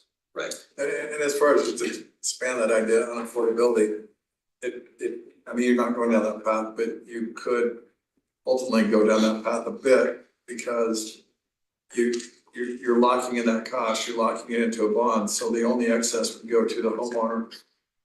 Right? Right, And so right. to the extent that if you were to create, I think I just stick with this model, but if you were to create something else that was designed to be affordable housing, then you'd have a diminished amount going out to the homeowner over time. And it would get cheaper because you'd have this set bond fixed. Right. And you'd have your long-term costs and there'd be a margin there that would be a savings to the homeowner. Yeah. But it's a different model, but it would work, But this if, kind of thing. but if you're having positive cash flow, you could say as a homeowner, let's give it to the rent, so instead of 14, it's 1,300. Yeah. Then it's affordable, so. That's what I'm saying. You have to be partnership with the Trying to homeowner, target but. towards affordability, you would But chop that frankly, down. this is exactly the kind of thing that we're looking for, to have somebody on the board, have you guys join, have a member here going our board, so that we can have these kind of discussions to say, listen, how can we stretch this and make this into something really cool, additional? I mean, I So like do you that. do that in your contract with the homeowner, because they would need to forego that income in order to That's make the right. apartment affordable? That would have to be, that's right. It's a different model, but it's Yeah. a possible model. Yeah, because some may wanna do that, some may Yeah. wanna create affordable housing and use their home as the basis for it, and that could be. I mean, it's paid for in 10 years, so. Yes. Yeah, exactly. I imagine as we get going and see how this works, you'll be able to make more educated decisions about, new approaches or best practices. Exactly. Right, that's exactly right. And like I said, that's the reason we want additional members, so we can brainstorm these ideas. Have you, I hate to even ask this question, but it's like tax. Property tax increase? Well, property tax, tax benefits, tax breaks for the homeowner. They'll have tax breaks, and they'll have increased property taxes. It'll be about $25 a month for an increased property tax based on the numbers that I ran. And I actually used it in Provo, the numbers in Provo was about $25 a month, and the cost of insurance from homeowner insurance increased to about $25 a month. $50 increase. So we're gonna need to wrap up. Yeah.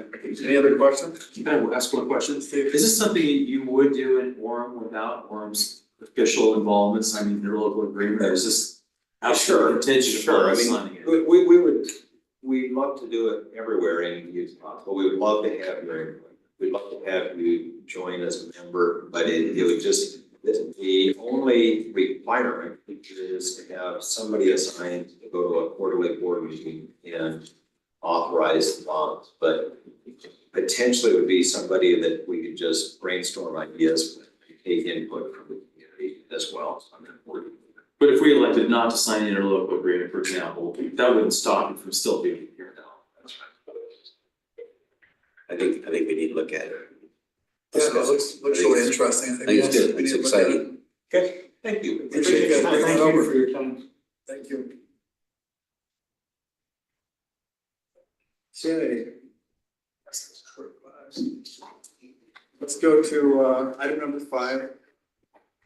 HR annual report and budget for fiscal year 25 compensation. Barry?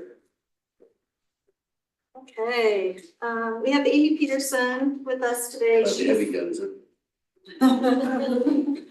She's the HR manager for the city.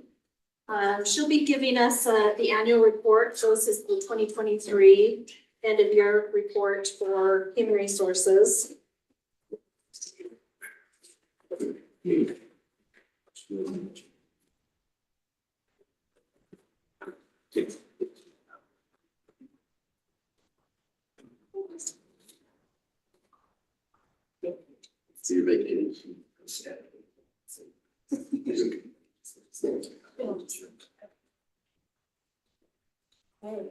Thank you for giving me the opportunity to share with you some of the accomplishments that our division has been able to do this last year.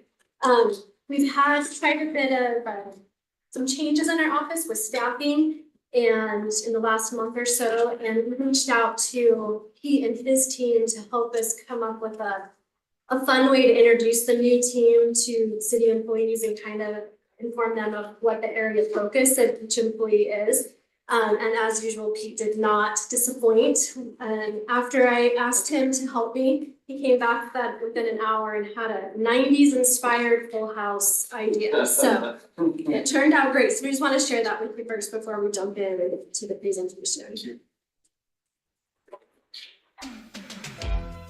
Thank you.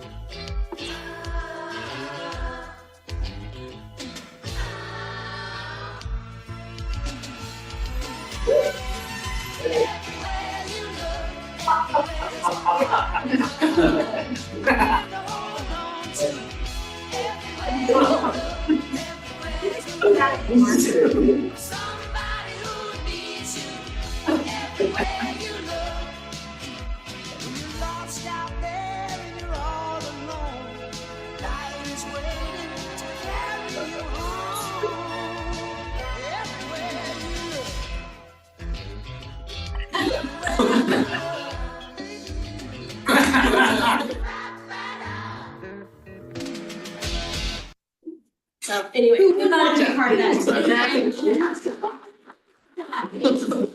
We hope that shows employees that we're a friendly, inviting place to come into. So let's. One more time. There we go. Okay, I need to watch it twice. So this slide just shows how many employees that we have. The city currently has just over 1,100 employees. 469 of those are full-time and just over 600 are part-time. You can see the breakdown of full-time employees by department there as well. Police, fire, and public works make up about 70% of our full-time employees. We have a lot of accomplishments from last year, but 4 of the biggest ones are listed here. We implemented in July our new paid time off program, which allows employees to accrue paid time off more quickly, and they can also cash out any extra hours annually on 50 cents on the dollar. This new program illustrates the city's commitment to promoting work-life balance and employee well-being. Current employees have the option to opt into the program or stick with the traditional sick and vacation time. 38% elected to enroll in the new program, and we will have annually an opt-in period in November where more can join. And we were excited to see about an additional 35 joined in November. But all of our new hires are automatically put into the new paid time off program. We also implemented our new HR portal. We've spent the last little over a year working with our IT division to build a new onboarding and recruiting software. We started the recruitment portion of it several months ago. It has automated the application process, the screening, the interview reviews, and just a few weeks ago, we implemented the onboarding feature. So it's automating the entire onboarding process for the employee, which we've run into a few little minor bugs, but overall, I think it's going to be a really nice feature for our new hires. Really sets a better tone and image of the city than the way we were doing it before. As you know, we of course did the employee engagement survey. We had overwhelming participation with that. We are still using the feedback. Jenica and her innovations team is still reviewing some of the feedback we got from the survey, and we have implemented some changes already and have more coming as well. This year, we also started our employee Babo store. It's an incentive program that rewards employees for building a better Orem. They earn Babo bucks that they can turn into the store and purchase city swag items. Part of the group that Jenica met with after the engagement survey employees mentioned that they wanted to have a way where they could recognize their peers, not just supervisors handing out the Babel bucks. So about 2 months ago, we started the peer-to-peer Babel bucks, where employees can go online, write something nice about a peer coworker, and then we send them a certificate with their Babel buck and let them know what the employee has to say about them. Recruitment and retention. Last year, the city hired 313 employees. 57 were full-time, 256 were part-time. When we pulled these numbers together for this presentation, I realized why it felt like we had been so busy last year when I saw those numbers. That's a lot of new employees to run through our office. Over 55% of our full-time employees have joined the city in the last 5 years. With our proactive compensation incentives, excellent benefits, employee engagement programs, and positive work culture, we are confident in our ability to retain a large number of those employees. As far as turnover goes, during 2023, we had 60 full-time employees leave employment at the city. The Bureau of Labor Statistics reported an annual turnover rate of 18.9% in 2023 for state and local government. The city of Orem sits comfortably under that average with an annual turnover rate of 13.2%, which is also significantly less than the 2 years prior. 2022 was 18.9%, and 2021 was 18.1%. One item to note on this slide is the resignations where it says 22. The majority of those are employees who were falling short of performance expectations and resigned in lieu of termination. And then, You gotta read the quote. huh? The Yeah, quote where's the on quote? that. Yeah, get that on the So Tara Clancy, she did a presentation at our last Babel Listens event that we had. And this is a quote from her that she said during her presentation. Presentation was awesome too. Oh, if you love your employer and love Orem, you're going to have a successful career. If you have a bad attitude and you don't love Orem, go work for Pro. She had all of her Babel store swag with her. She had a backpack, she was wearing her socks, she had her Stanley mug. It was a great presentation. The city is focused on employee development. It's one of our big areas that we are focusing on right now. The city has awarded 22 employees scholarships over the last 3 years. 9 of those 22 awardees have been promoted within the organization since receiving that scholarship. In 2024, we'll be issuing 5 more scholarships. The city also offers tuition reimbursement to our full-time employees. And monthly, HR puts on some kind of training, whether it's the quarterly BABOs, quarterly leadership and management trainings, or suicide prevention trainings. So every month, HR is doing something to help develop our workforce.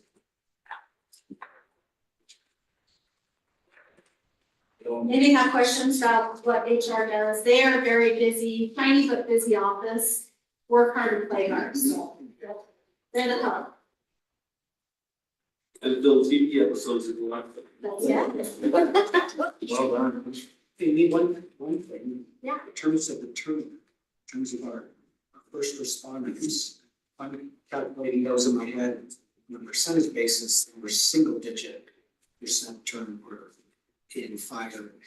Yes, and a majority of those were ones that were leaving the profession altogether and joining the private workforce. So yeah, really low numbers for the public safety. I think that speaks volumes to HR's ability to change the pay structure, but also each whose leadership administration has really had a very positive work culture, and also their mental health resources that has also helped. Oh, Carrie, we talked in our meetings, but maybe tell these guys as far as just your take on overall. I mean, we talked about it a bit here, but it's a lot better than even the numbers show, I think, as far as the number of people coming and wanting to stay and not leave, right? Yeah, I think that it shows, you know, we went from 18-something% turnover to under 13 this last year, and we did have a lot of people retire, a lot of long-term employees retire in the last, in 2023. So yes, I do think that a lot of the structural changes that we've made, citywide and then also in departments have had a big impact on. Just as far as making Orem a destination, people want to come here and less people are leaving. Who would not want to come here and stay, Right. right? I mean, it'd be crazy. Mayor, to that point, we just met with one of our employees that left last May for South Salt Lake, $97,000 salary, and he wants to come back. And so three of our five have returned if we bring him back, so our numbers are really low. That's awesome. Which speaks to compensation and culture. Correct. Chief Adams has had a number of employees who left and came back this last year as well. And Good job. Great. Thank you. Okay, now I'm just gonna take a few minutes to talk about compensation, kind of things that we've done over the past several years, as well as what we are hoping and planning to do for the upcoming new fiscal year.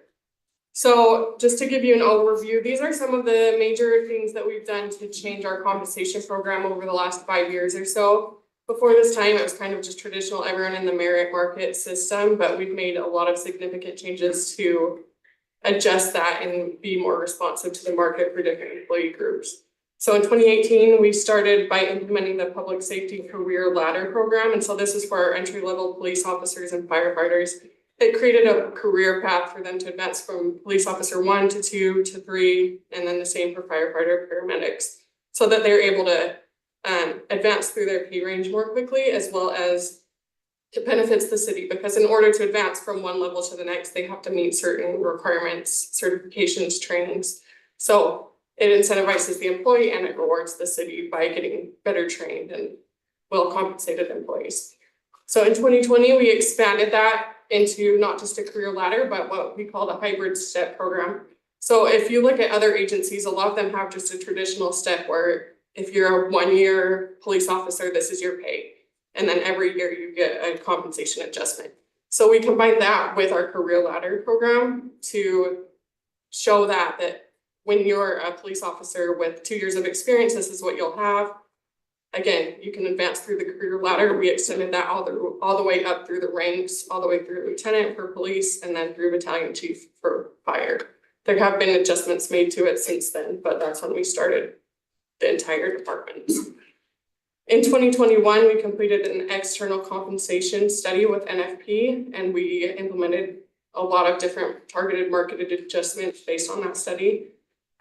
One of the recommendations was to expand that hybrid step program. We saw how successful it was in police and fire for recruitment and retention. So we expanded that to public works for certain positions, entry-level positions. We've continued that. Last year, we were able to roll that out to almost all positions in public works under division manager, as well as other positions. Every department in the city has positions now that are in the hybrid step program. And again, we've seen how beneficial that is for recruitment and retention. We're able to start positions a lot higher. They can advance through the range more quickly. Before the hybrid step program, they had a range that's about 50% wide, and they could be here for 30 years and never see the top of their range. And now they are able to come here, know what they're going to be able to make as long as they do their certifications and training, and advance through the range much more quickly.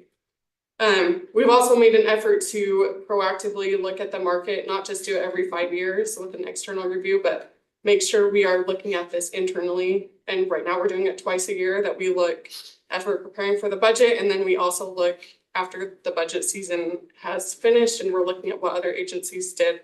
So we look at every single position and where we stand in relation to the market.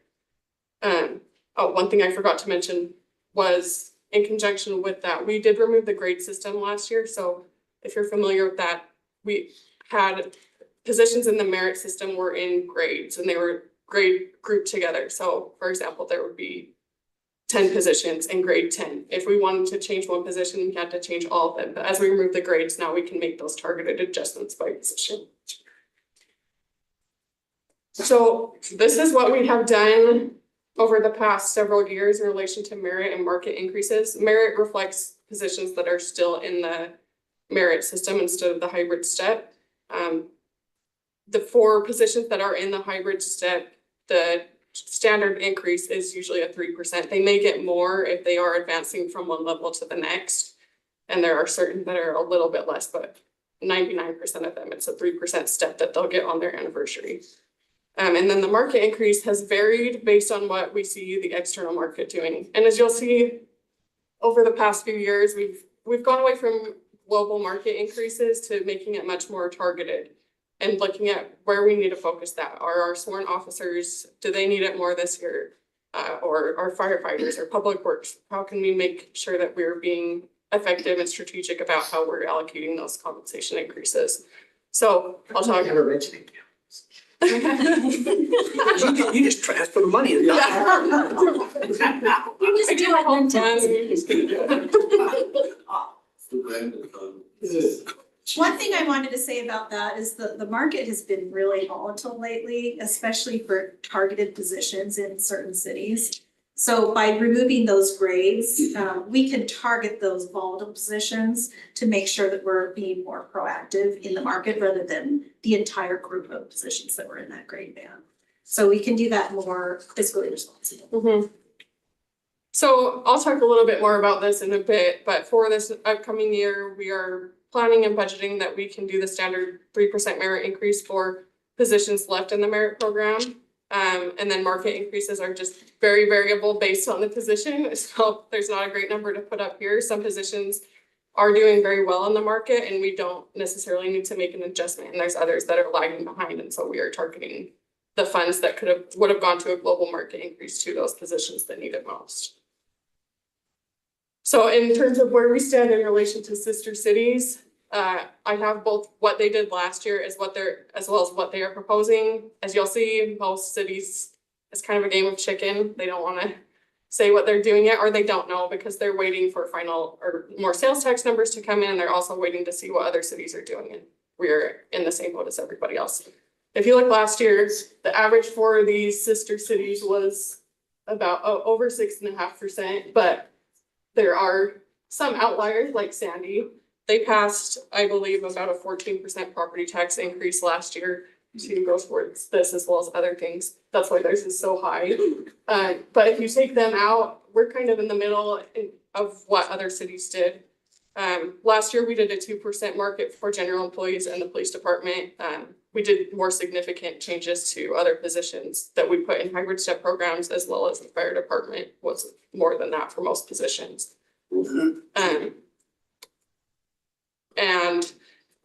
But from what we have seen for cities, these ones and as well as smaller cities that I've heard back from, most of them are expecting to do a little bit less this year than they have done last year or previous years, just as the market is taming a bit. So in terms of what we have done and what we are doing, again, we do a market study and we did that for every position in the city to look at sister cities and where we stand in relation to that. We are wanting to expand the hybrid step programs throughout the city. So we have it for so many positions now, but there are still so many more that can benefit. So we are proposing to add almost all positions below the division manager level to that hybrid step program. And again, that assists in recruitment and retention. It also resolves compression, where before in the merit system, you could have an employee who's here for 20 years, a brand new employee comes in and it is already making as much as them.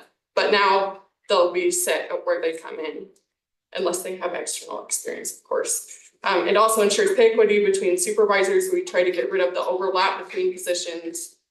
So it ensures pay equity throughout the organization, and as well as across departments. And again, targeted market adjustments, very variable for different positions and groups. Merit, the standard up to 3% merit increases for positions that will not be in the hybrid step programs, and funding the step and or career ladder increases for positions that will be left in the hybrid step programs. So are there any questions?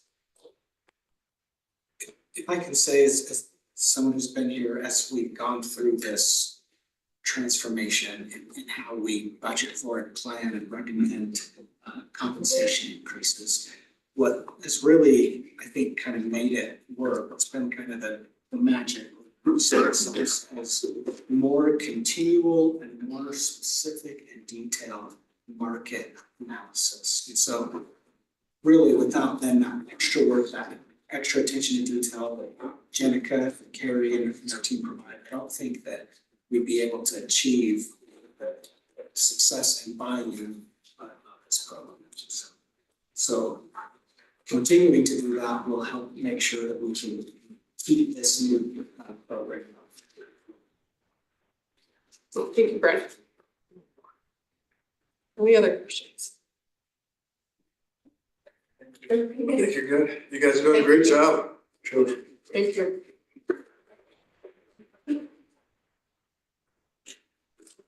Okay, we're down to item number 6, but I think, take a 5-minute break and just grab some food.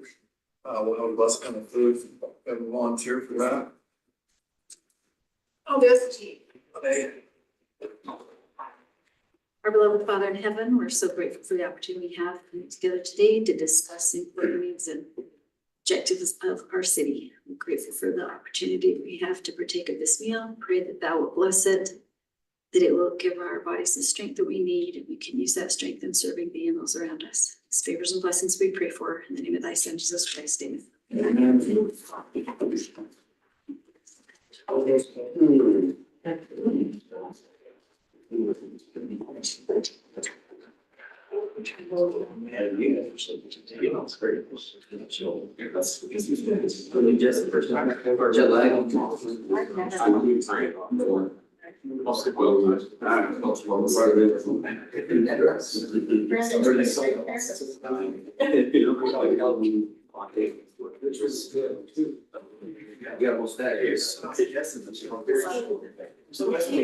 Don't stop.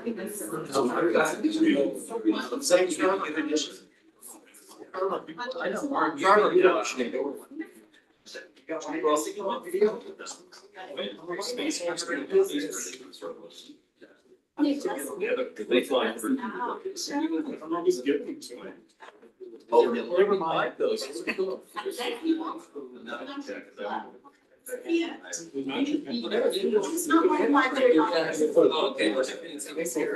Let me see him. I can't believe I have to take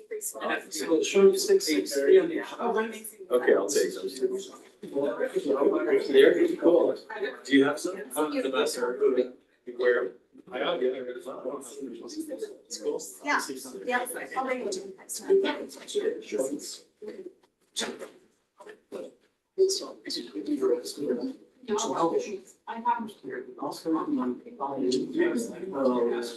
She said, I think 30% signed up my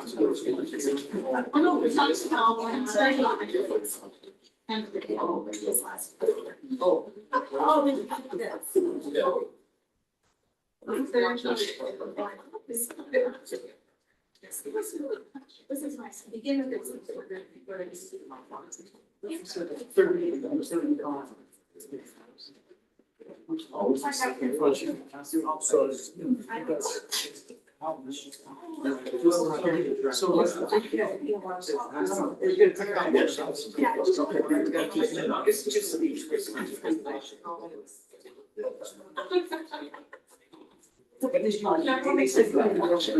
Oh, yeah, you're right. Then we have another word spine.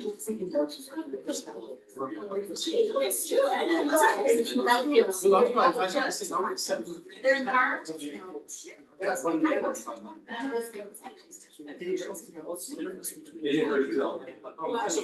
So outside.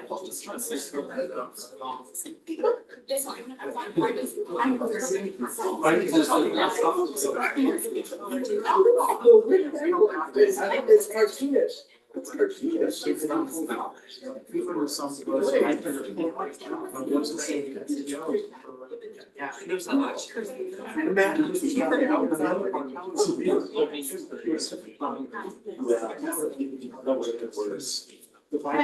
Let's see where.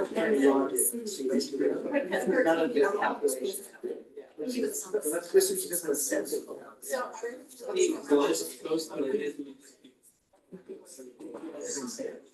Go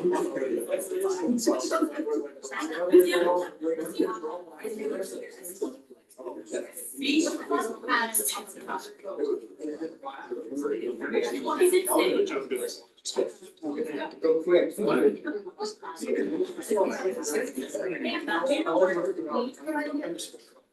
This is what it says.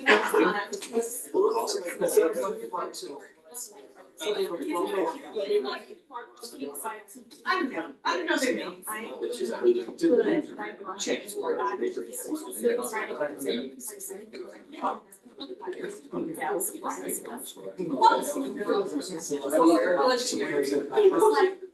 Well, it's my So beach, so just so everyone knows, beach is turkey avocado. I think her department is okay affairs. That just shows that. Turkey avocado or turkey. Just whatever.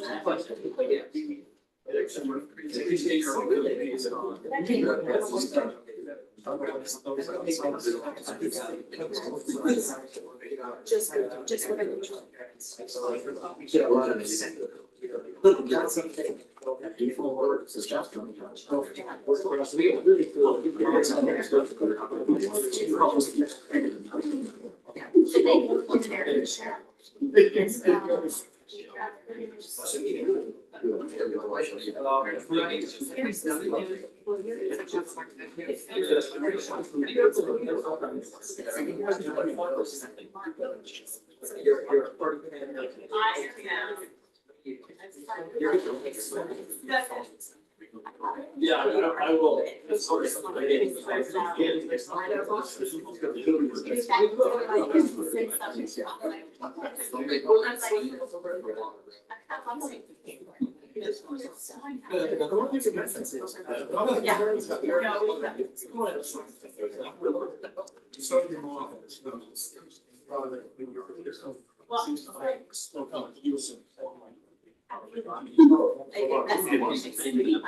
I have actually double at night, see what's out.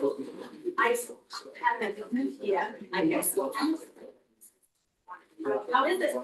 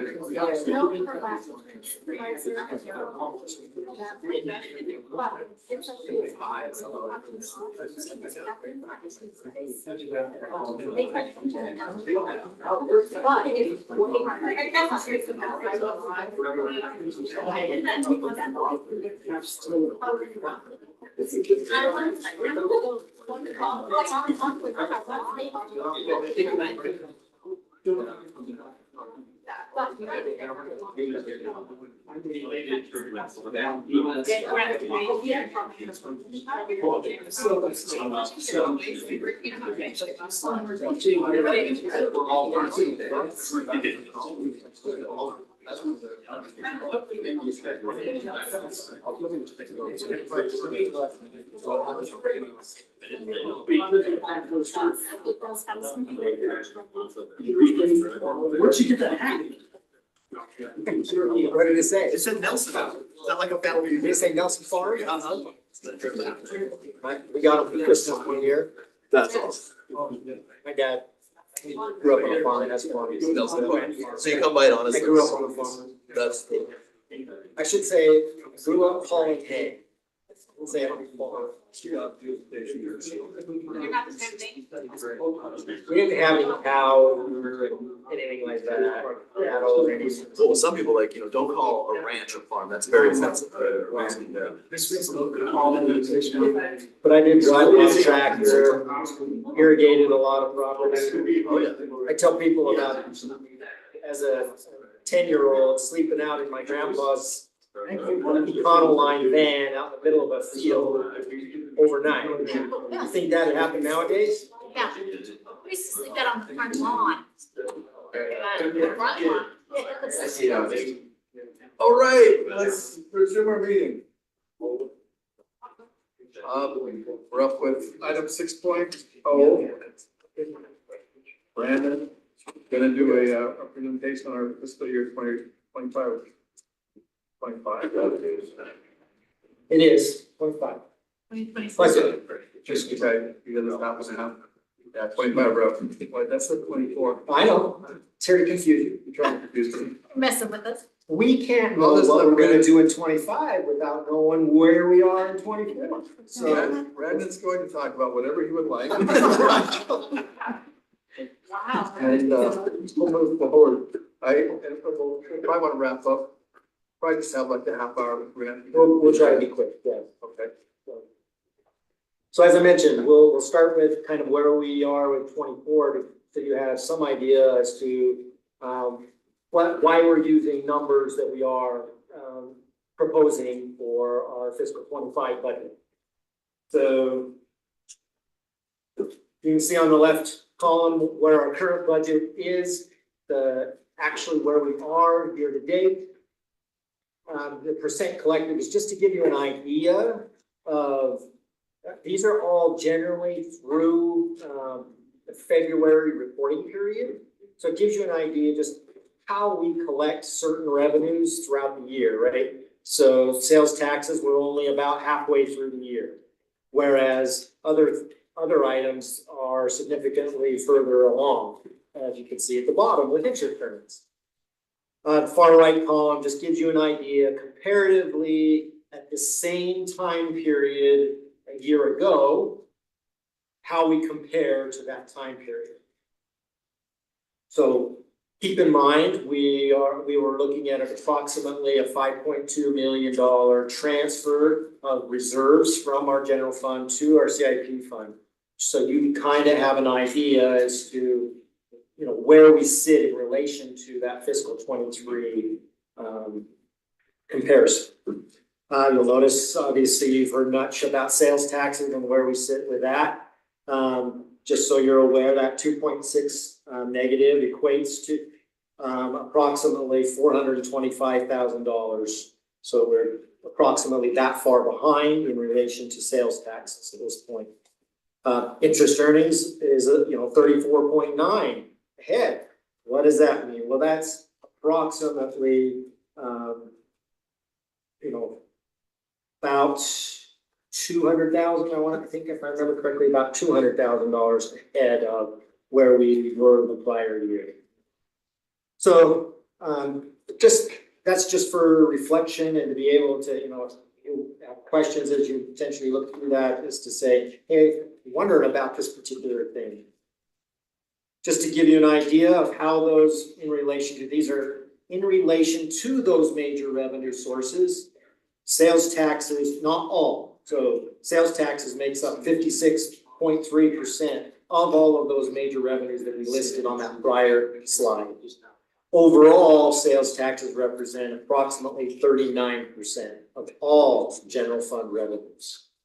Property taxes, while it makes a bigger portion of the major revenues, it's approximately 9.2% of all revenues of the general fund. But again, just kind of gives you an idea. Our other major revenues in relation to other funds are BNC road money, care taxes, transportation, water reclamation, etc. These are the other major funds of the city that we operate. And it kind of gives you, again, a similar idea of where we sit currently, how far along in the year we are in relation to collection of those budgeted revenues, and how it compares to the prior year at this given point in time. And again, another representation of what's the makeup of those major other revenues sources as compared to that particular group of revenues. Any questions about any of that in relation to fiscal 24 before we start diving into our budget, what we are proposing as our budgeted revenues for fiscal 25? Is your care down because sales tax down? Say again? The last slide there, it's down because our sales tax. Yes, both that and the transportation sales tax are both obviously based on sales taxes. If regular sales tax is down, you can most assuredly bet that these are going to be down as Well, well. those are the most effective. Yes, those three are all sales tax based. So, I forgot to mention, this is the best thing about Orem right here. Your golf course? Golf course or you? They're one and the same. That's hole number one, by the way. In case you're. Okay, so looking at our fiscal 25 budget. The current fiscal 24 budget on the left, what we are proposing on the right. Sales taxes, I don't have any warm fuzzies about where sales taxes are going. I don't believe they're necessarily in a free fall by any means, but they certainly are stagnant. And stagnant means 32 million. 32 million is the amount of sales tax we actually received in fiscal 23. So if, obviously, when we were in fiscal 23 doing our fiscal 24 budget, we had some, positive outlook with where sales taxes were going. That is, since that time, it has been not a downward trend. So we feel pretty comfortable in budgeting the same place we ended up in fiscal 23, which is at that $32 million mark. Obviously, that's a $1.5 million nugget we have to crack in relation to our budget. Franchise taxes are part of that nugget, if you will. We've been budgeting very conservatively in franchise taxes. Franchise taxes consist of what Rocky Mountain Power pays us, what Dominion pays us, what telephone companies and or internet companies pay us, what Comcast pays us, and what we collect, if you will, internally from our own enterprise funds. The biggest one of all of those elements that has impacted franchise taxes the most, if you were thinking about your utility bill, which one would you guess? It's like, you didn't know you were gonna get a quiz today, right? It's a good guess, but natural gas. I don't know if you recall last year, natural gas prices went skyrocketed. Those have not, while they have leveled, they have not necessarily declined. So we're now proposing to, in essence, raise what our franchise tax level, what we're budgeting for revenues based on the thinking that those are going to continue to stay, at least stay at that level amount of revenue from that source. Ambulance, if you'll go to the fourth one from the bottom, various changes that we've made, not only from our standpoint of billing, but also from the standpoint of who's doing our billing. We transferred our billing services to Gold Cross here locally, and that has produced a little bit better revenue stream from a collection standpoint. And so, again, we've budgeted relatively conservatively in the past because of various reasons, but we feel pretty confident in where we are at in the current fiscal year and how we're collecting, and that will translate into the following fiscal year. And then really one of the last bigger items on here, we're also focused on as far as that nugget we're trying to cover with sales taxes is the interest earnings at the very bottom. Interest earnings over the year of fiscal 23 went from approximately 1.25 at the beginning of that fiscal year to approximately 4.25 by the end of that fiscal year. Currently, they are at 5.25 at this point. While we don't see an increase, anticipate an increase in those earnings, we have been budgeting, again, thinking that along the way, the feds were going to cut the rates at some point during this current fiscal year. That has not happened, and we do not anticipate that happening. While we do anticipate the feds may cut rates in the upcoming year, the 3.7 million you see there is still a conservative number for interest rates. So we have some room to work with if the feds do cut rates, and thus our interest earnings on our investment do decline slightly. So those are some of the big nuggets in relation to the general fund. Are there any questions about any of those particular things? What about property tax? Why are they down so much? So I will admit, property taxes in fiscal 23, we saw a huge increase in the property tax revenue from various properties that were developed. We anticipated that we would continue on that course and that those property tax revenues for those growth would continue and grow. That has not come to fruition. So obviously now, and what we did is we budgeted some contingency thinking in case that didn't occur, in case that property tax growth did not occur. We budgeted for that in a contingency account that has not been spent. So in reality, what we could do is remove the contingency and decrease the property tax, and we would be no worse for wear. Well, we're just eliminating both the contingency element as well as the revenue. So 24, that was a budgeted item, not an actual item? Correct. And so the actual would have been. Closer to that 7.7 number, which you see. We didn't lose anything, we changed our budget forecast is changing. Correct. Okay. Yep. Yeah, I can figure out how they just went away, Yes. if that makes sense. And so while we were aggressive in that number, we were also conservative because we placed much of that increase in a contingency account, just in case. So. Any other questions? Great. Also, talking about trying to, we've had some discussions, several of you haven't been part of those discussions yet in relation to sales tax revenue bonds. We're looking for funding of the new firefighter training facility as well as remodel of the public safety building. So as part of that, I wanted to bring up this slide in relation to the UIA / Utopia reimbursement we receive each year. For fiscal 24, we budgeted $510,600, which you can see there. We expect to receive $920,000. In talking with the Utopia folks, they anticipated amount that we would expect. That's how we got the 920, is in talking with them. We expect that number is not only going to stay the same, but also potentially increase in the year ahead. And we kind of asked them about that as well. So that delta between what we have been budgeting at 510 versus what we expect to receive in whichever number you want to look at, either 920 or the 960, that $400-ish thousand would be what would cover a large portion, 2/3 of what we would expect from a bonding scenario in relation to bonding for those facilities that I just mentioned. So that's why I wanted to bring this particular thing to your attention. Not only that, but you may or may not know how much we've been receiving from them. And so I wanted to also highlight that they are actually providing us with some additional funding back.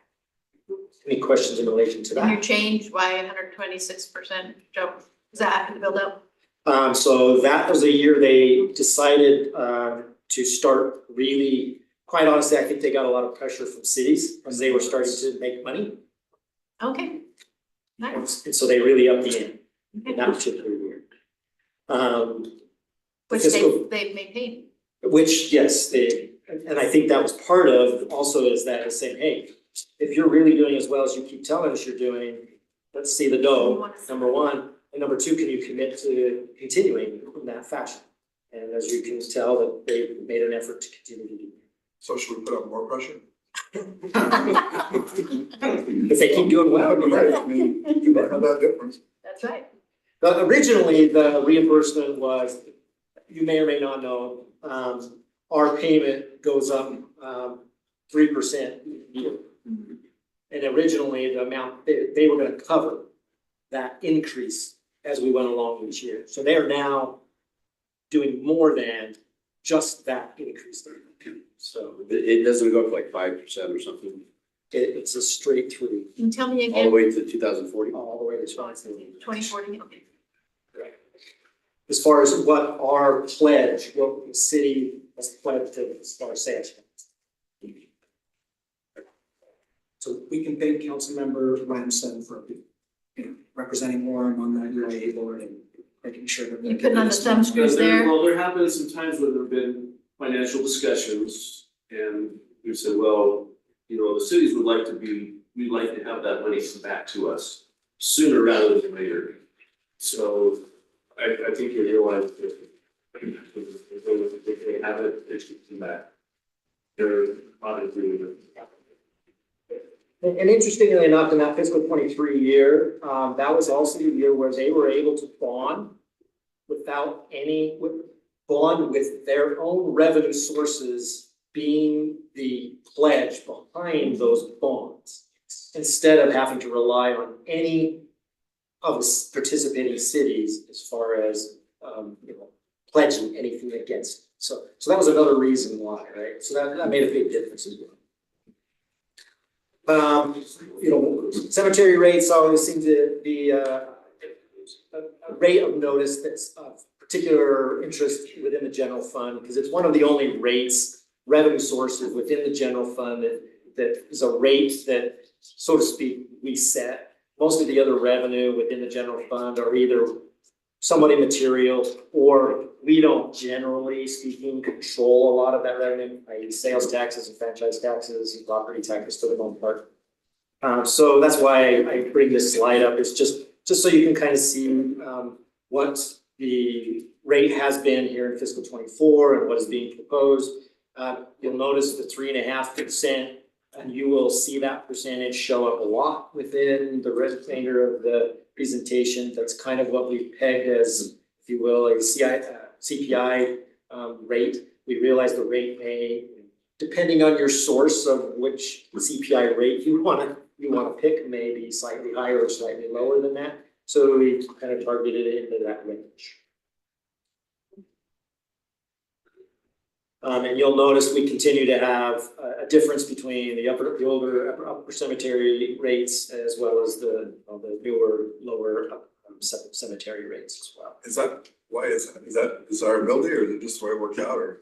Demand, trying to maybe push some of the demand into the upper cemetery to try to get it filled up by offering a slightly lower rate there. Because everybody wants to be in the lower cemetery. Oh, really? Yes. Hopefully the community coming that up. Chris would have to answer that. You know, at the, I don't know when we created that, but I think it was at the request of the city council a couple of years ago. And we contemplated doing that, and then there was some concern about maybe we needed to moderate those that were going to be going down to the lower area, because it appeared to be highly desirable. There was also a concern that there would be a lot of people that would transfer their burial rights from the upper cemetery, where there's nobody interred, to the lower cemetery. And so we just wanted to hedge that. I think that was the concern of this council, and so we can do that. We can certainly reevaluate that. I would say reevaluate it based off of, has that effort worked or not? I will say that I'm really shocked at how many people are purchasing in the lower cemetery. I don't think it's deterring so much. There have been a lot of burials in the lower cemetery since we opened it a few years ago. I didn't think it would come on so quickly and throughout the whole area, not as quickly as it has. So that's what should be. We know what percentage of the other cemeteries are being done. We do. I don't have the number readily available. I can get that for you. I think that we're, in terms of burials, I don't have that number, but in terms of actual burial rights, I think we're at like 95% sold. Not meaning that there's physical bonds there, but that they've been sold and reserved. And that's why we opened the lower cemetery immediately. We waited as long as we could.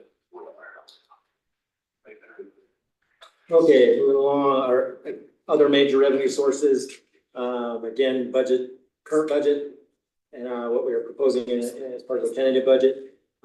As we mentioned, CARES and transportation sales taxes.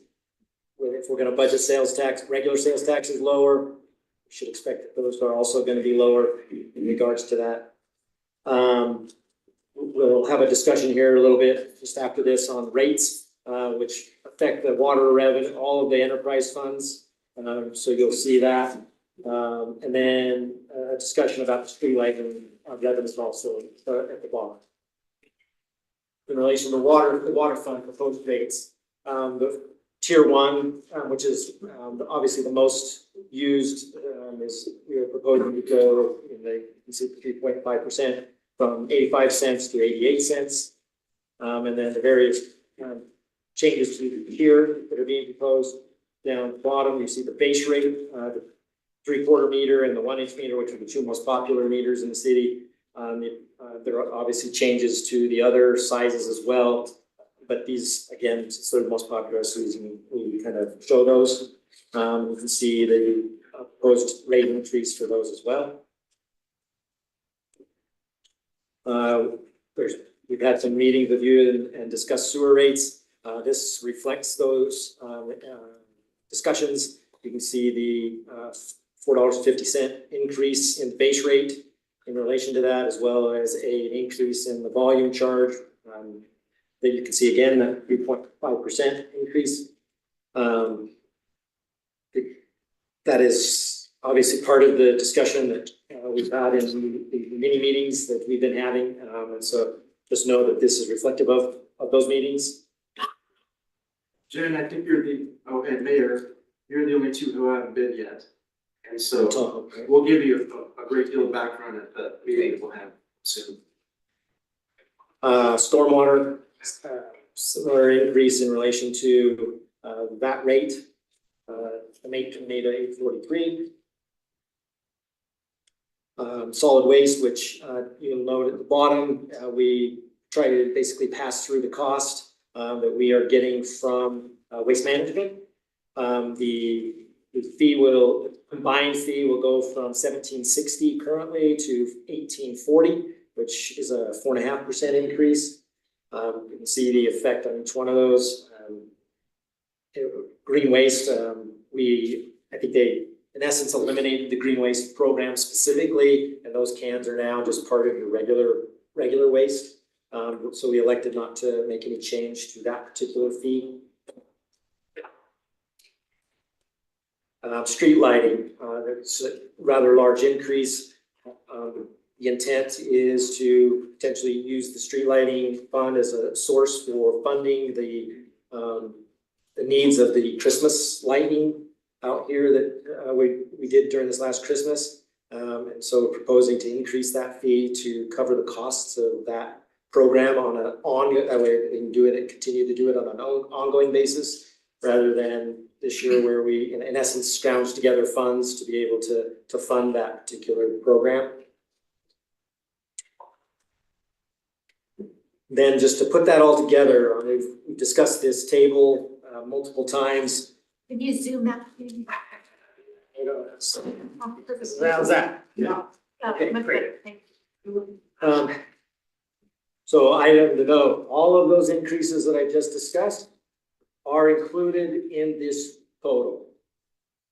All of the other cities listed here are more than likely, I don't know which one, but more than likely are their previous years, so fiscal 24 rates that they got approved as part of their fiscal 24 budget. So they may or may not have rate increases. We assume they will, particularly in sewer. And so you can see, even with those proposed rate increases, we still are the lowest within these peer cities and or local cities in that area. And our water is so much better. And your water is. Amen. We beat them by more than just 5 cents. Any questions about any of those up to this point? Can you just, I'm sure you're gonna send out a presentation, Yes. but can you just break out that slide and send it as a separate attachment? Well, certainly. Just so we can get it, because I think that's something we all like to make sure everyone knows, and it's always fun to compare. Best service and the best price. But once the city put out their new rate, then you could Even better as slide. Yes, as I was gonna say, as you share that, just really emphasize, this is Orem's proposed rates increase are less than everyone else's existing rates. Is everybody on the same July to the July? Yes, Yeah. yes, that's right. Yeah. So it's Yeah, coming. we could update it in July after they have the. Yeah. Adopted, see where we are. Yeah, send us this one and then send us the update. And Brandon, on this, there's a footnote or little. Yeah, right there, there's a 1 and a 2. Could you include the footnote on that, on your, whatever you said? It is there, that, the 1 and the 2 talks about pressurized, those cities who have pressurized irrigation, and it kind of tells you how the calculation in here, try to get it on a comparable basis, right? Obviously, from a slide perspective, I want it to be as big as possible. So yes, that, when I send this to you, it'll have what those calculations, and what those footnote items are. It's superscripts.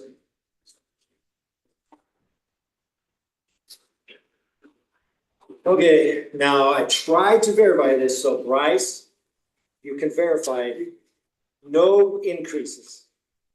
Is that correct? Okay, Bryce is giving me the thumbs up. I put them on here and I double checked and I was like, wow, that's impressive. We're about every 3 years what we anticipate, as we do our consistent 3% increases, it'll show up to the residents about every 3 years. Okay, I wanted to go back here real quick.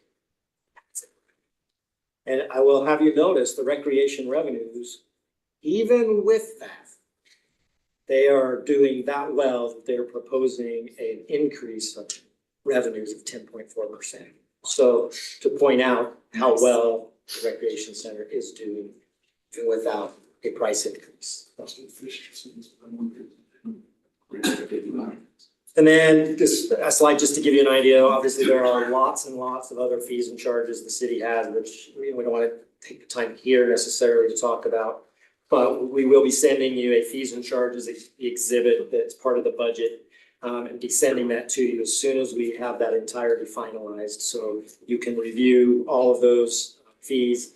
And the table shows you what the current fee is and what those proposed fees are. So if you have any questions about any of those fees, once you receive that, please feel free to reach out. And you're welcome to reach out to the individual department director, or reach out to Brent or I, and we can obviously pass that along to the appropriate party who knows the answer to that question. So with that said, oh man, that's not too bad. If I can emphasize that, just in terms of process, these work session presentations are really kind of the beginning of a discussion, beginning of the decision-making process. So please take this as that, and if you have questions, comments, condition stations, let us know as soon as possible. We can talk through it. We want to keep the dialogue. Okay, Any questions? that's all I've got. Okay. Thank you, Brandon. Yeah.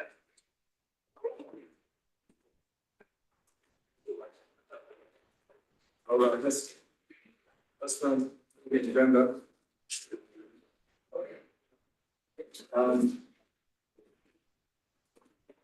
Item 1 and item 2. Chris, did you want to report on your mission? So the Orem Fest has a new process. We've got a grand marshal we were looking for, and now we're kind of a trifecta, right, approach. We've killed Peters in Princeton, right? We were looking to have the president of UVU be the grand marshal. She's not available, so we have one of the administration, also former military in the administration. So we're going to focus on the Gold Star, the memorial that's coming up, and have all of that kind of be kind of a tie-in. That would be more of a focus on all of those events rather than just one specific. And then learning. So that's the Orem Fest that it's going forward. I think they're going to 1 or 2 more added to the committee. It's close. The library, they're implementing all the innovations that are going forward. I don't know anything else you want to add. And just generally, their reports are positive. They're implementing everything that's happening. We've discussed and reviewed, once this building goes down, the renovations and kind of tying in the new entrance and all the things we're new. And then finally, the historic preservation They're just in the process of meeting, they don't meet that often, so. There's all discussions, but those are the ones that I've been working. Okay, and then you also helped quite a bit with the legislator. Yeah, the legislature, that was kind of the elephant in the room, that was the monster. Yeah. Last month. So with Bren and Jesse and I, every Monday, we'd go through that meeting that would review all of the legislature that was in place and any of the effects that had negatively on the cities. We had alerted and contacted all of our legislatures. So that finally this last week or so, that's folks. Yeah, we appreciate you taking the time. That's a time intensive thing, so we appreciate you doing that. So thank you. All right. We'll run through the regular meeting. Item number 3, call to order. Item number 4, communication. Who asked the Guardians to speak first? Okay. Guardians. Okay, Jody. So I'll let you introduce them. Okay.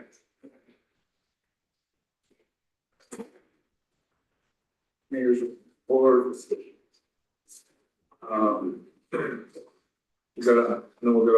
We're gonna add in an item 6.0. That's the state of the city event was such a successful event that we'd like to have Pete just give a quick report on that at the beginning of city council. I'll call you up. Okay. And then item 6.1, a report from the Beautification Advisory Commission. I'll go to item 7, personal appearances. Item 8, the consent items, approval of meeting minutes, appointment to the Care Advisory Commission, that's Elsie Powell and Laurel Smith. Appointment to the CDBG Advisory Commission, Steve Heaps and Scott Snell. And an appointment to the Heritage Advisory Commission, Don Housekeeper. Okay, that's it. So, Okay, thank you. did we need to do Steve Heaps? Last meeting? What? We do something last. Okay. Show the data. Okay, yeah, just let me know that. Because I don't think this one is. We'll have item 9, city manager information items.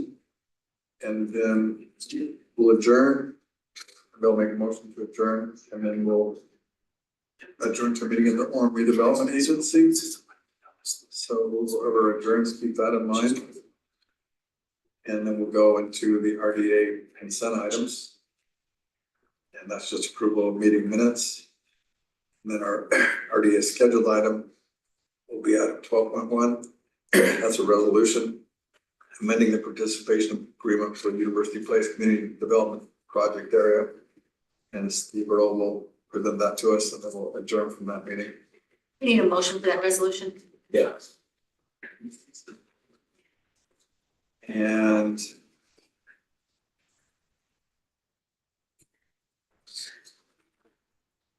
then that'll be the end of, we talked about potentially doing a closed meeting, but we're not going to do that because it's not on the agenda.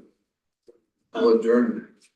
Mayor, Councilmember Millet has an extremely good, perhaps photographic memory, because look back on a council meeting on February 13th, and Steve Heaps was appointed to the CDBG Advisory Commission. Yeah, that's why we have Councilman Miller. One person I We appreciate that. Not at all. We appreciate that. So you said Steve Heaps? Steve Heaps has already been appointed, so we would just discuss. Okay. Sounds good. All right, any questions? Okay, we'll adjourn. Thank you. Thank you.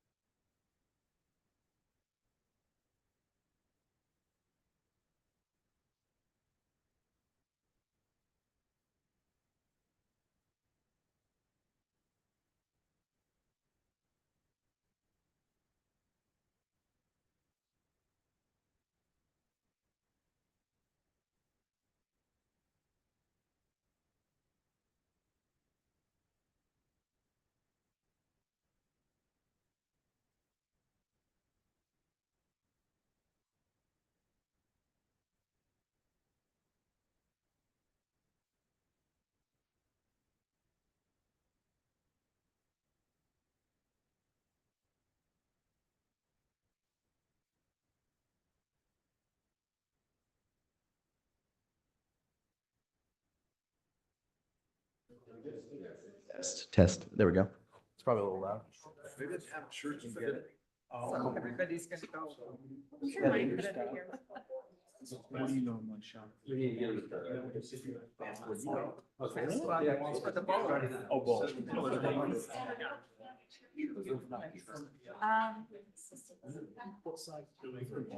My favorite is Double X. Is which one? This is diamonds. So they have the best. They don't have. As you're going out. You're my favorite.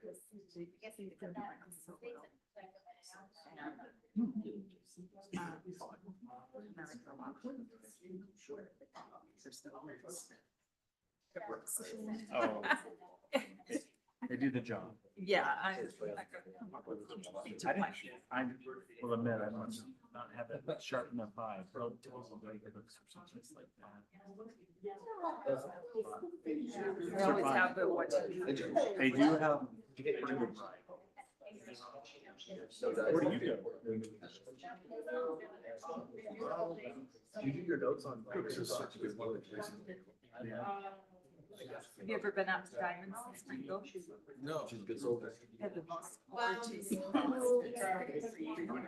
Apology.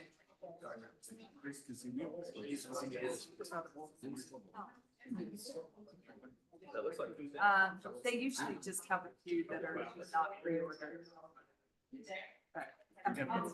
You have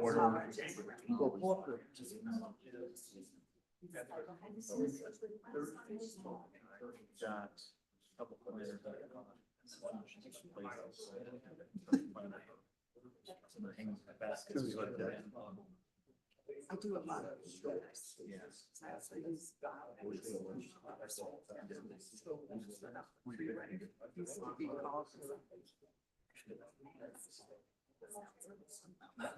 they have a lot of good. That's good. And my wife wants some parts of Sun River. Right, there's just some.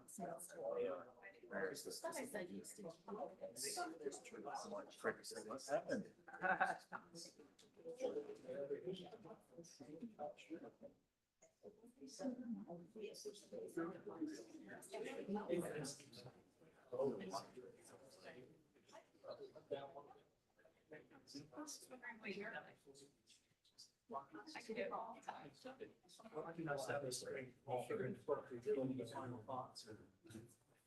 Just that setting.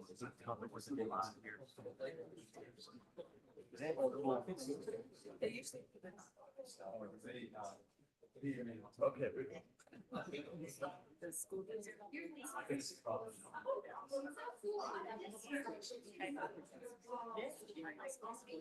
Oh.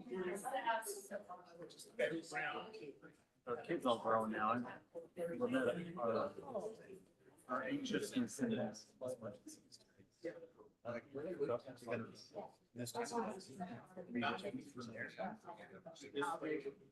Different ways they split it.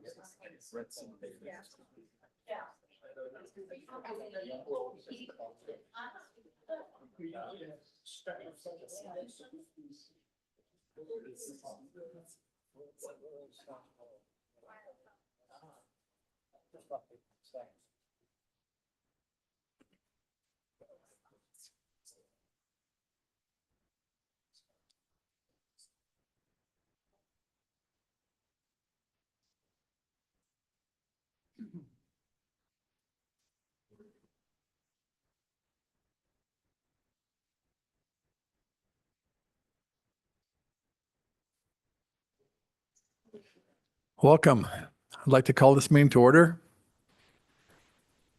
We'll start out with an invocation and a pledge of allegiance. And Dave Spencer's asked these folks to come, so I'd like you to just introduce them. So we have Doug and Jody Gardine, one of my neighbors, and they're awesome people. And Jody used to work at the Orem Credit Union, Orem City Credit Union upstairs before it was discontinued, I guess. But Doug also volunteers and did Meals on Wheels in the past. So they're definitely involved in the community and we appreciate their friendship. So thank you. Thank you. So Doug, if you'd like to come up and give the invocation.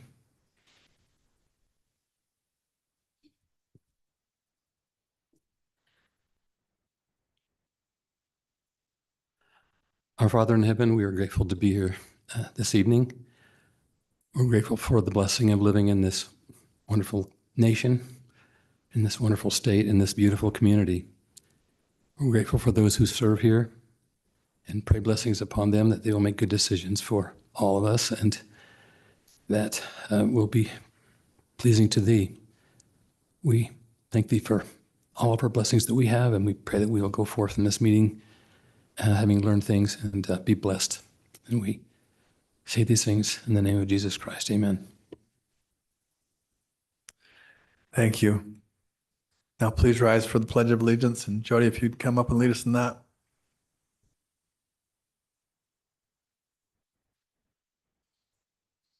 I pledge allegiance to the flag of the United States of America and to the republic for which it stands, one nation under God, indivisible, with liberty and justice for all.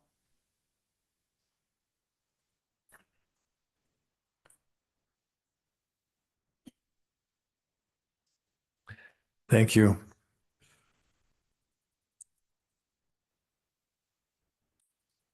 We've got two reports. We'd like to start out with Pete, our communications director, giving us a report on our recent State of the City event.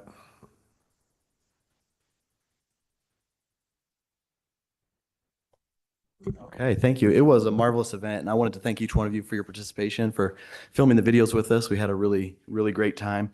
And I think the employees and the residents and the business people that were there had a great time as well. It was a wonderful event for seeing where the city had been over the last year and where we're going in the future. It was really positive. I talked to tons of employees. They're super motivated and inspired by what happened. Now, what I'm going to share is probably taking the biggest risk of my career. But it's worth it because one of the things that came out of filming the mayor's video, his message, we got this photo of our city manager, Bren Bybee. So I don't know what the mayor was saying in this shot, but it was really surprising to Bren. You can see the legit shock and awe. And I thought it would make a perfect meme for us employees to use. And so here's just some examples. Like his name is Miro because it's Orem spelled backwards, and you can see the shock of Bren. Then I told him that if he was going to have a bad attitude, he should go work for Provo, call back to the work session. And then my personal favorite, I lapped Dave Spencer at the Red Line Racing grand opening. And you can see how shocked Brent is. He doesn't even believe it. So, no. But it was so fun. The event was great, and we learned a ton for next year. This was our first one ever, so we'll learn. We took some notes, and we'll do some things better for next time. But just going forward, it was such a good event. We wanted to not just rest on our laurels, but use it as a springboard to launch us into the next great phase for the city. So we've put together a few things to get more of the state of the city information out there. So we created this little web page. So if you ever want to reference back, all the videos are posted there. The booklet is available there. So if you're having a bad day and you need to think back on grand times, you can go to this website. We're going to put it in the website. It's already gone out in the digital newsletter. It was there this morning. We put it in the city ditty so employees have reference to it whenever they need to see it. We are going to send out the printed newsletter next week, and it'll have tons of stuff from the state of the city. And then we have all the extra state of the city booklets scattered around at different city offices. So if people come down to the help center or stop by HR, they can get a copy. And we'll just have those available until we run out. And then we'll, it's probably already time to start collecting information for, the 2024 or 25 state of the city. So thank you for your participation once again. And it really was a great event. Thank you, Pete. Yeah, it was an amazing event, and you did an amazing job putting it together. I appreciate it. Thank you. Thank you. And not just putting it together, but creating it out of nothing. So that was good. Well, there was nothing to compare it to, so. All right, item 6.1, another report, this time from Kristen Bascom for the Beautification Advisory Commission. Mayor and Council, my name is Tyler Pay. It's a pleasure to be here with you this evening. I'm just going to introduce real quick while they get set up for their report. I'm Public Service, Assistant Public Works Director over Public Services. Also serve as staff support for the Beautification Commission. We've got a great turnout tonight here on the first row. We've got 6 of our 7 members in attendance. They're all awesome. Kirsten Bascom is going to be giving us our report today.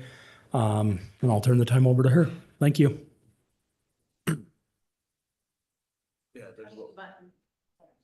Oh, the button that says push. Okay, thank you guys for being here for this presentation. This is it.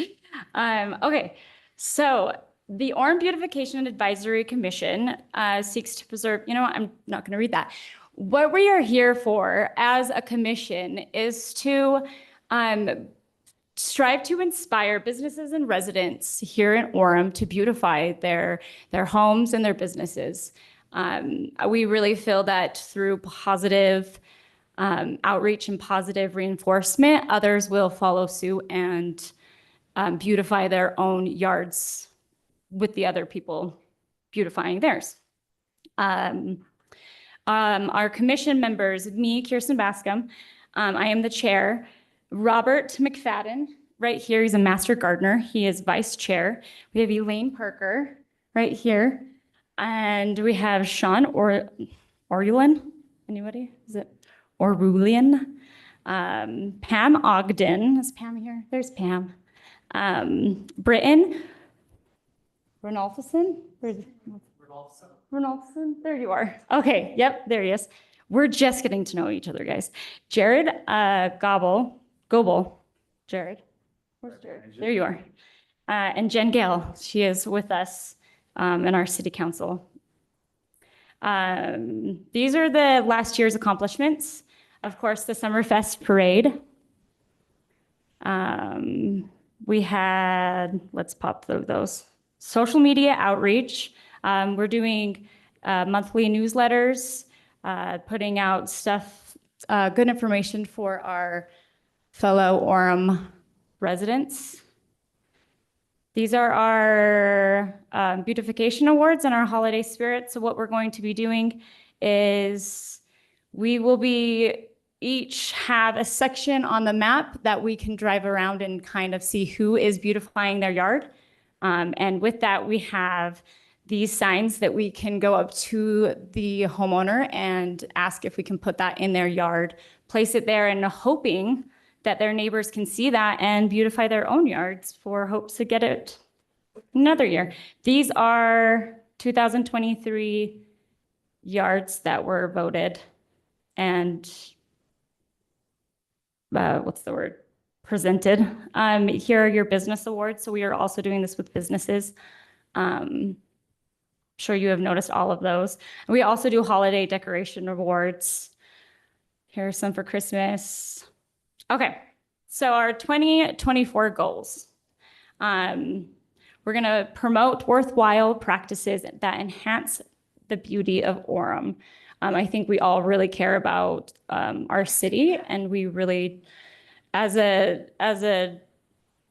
committee, this is really important to us.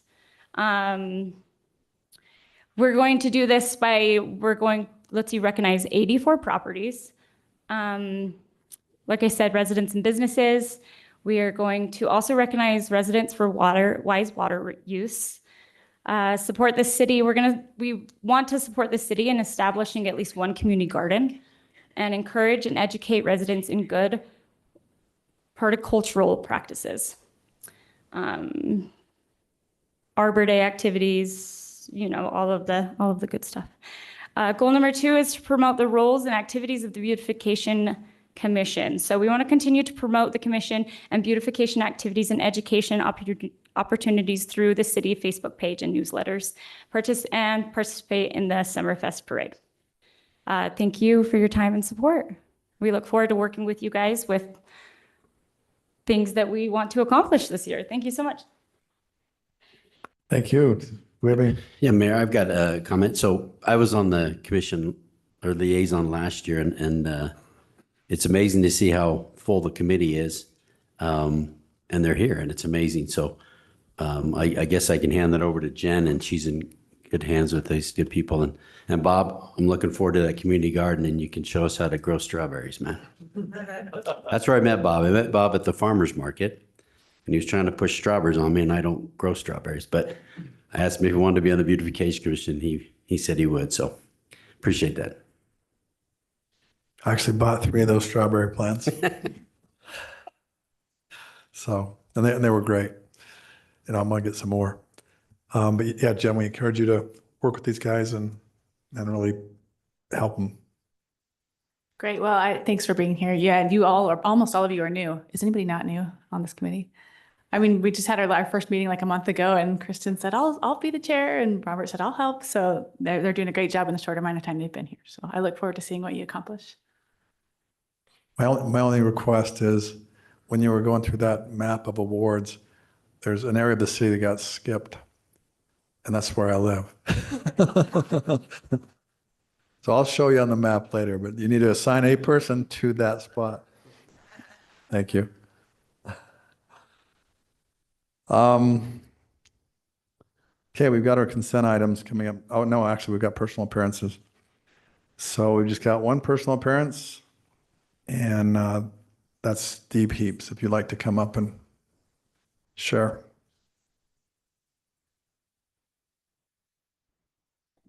Don't start it yet. Good to be at the council. It's great. It's good to follow the gardener because it kind of goes hand in hand with what I wanted to kind of bring up and talk about. Some of you I've talked to you about before about this. In a way, it's about irrigation in Orem.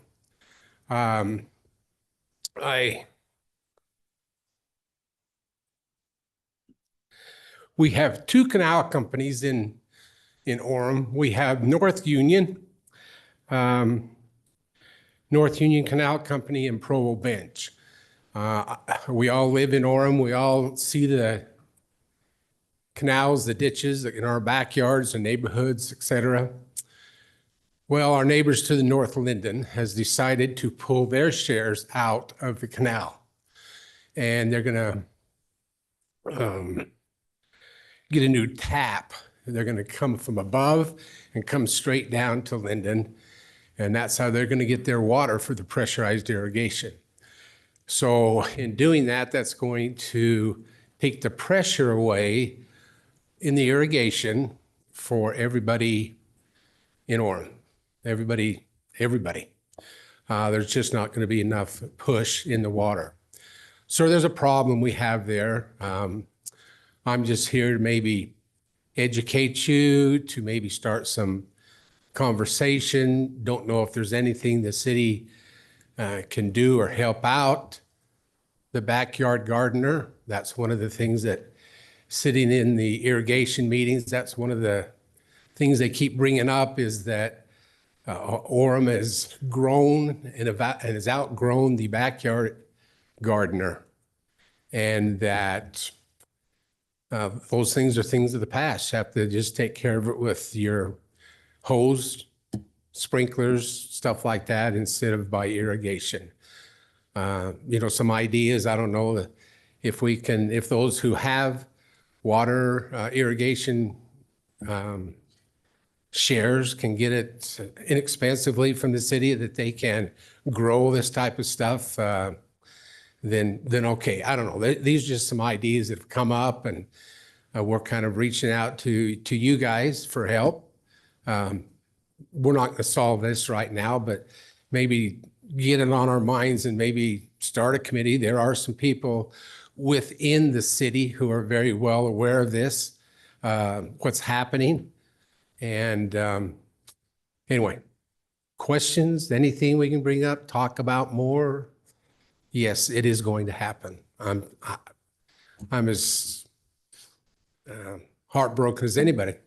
I mean, I grew up on Spencer playing baseball on the irrigation. So anyway, questions, anything on that? Concerns? Don't care. Okay. What canal is it that feeds your property?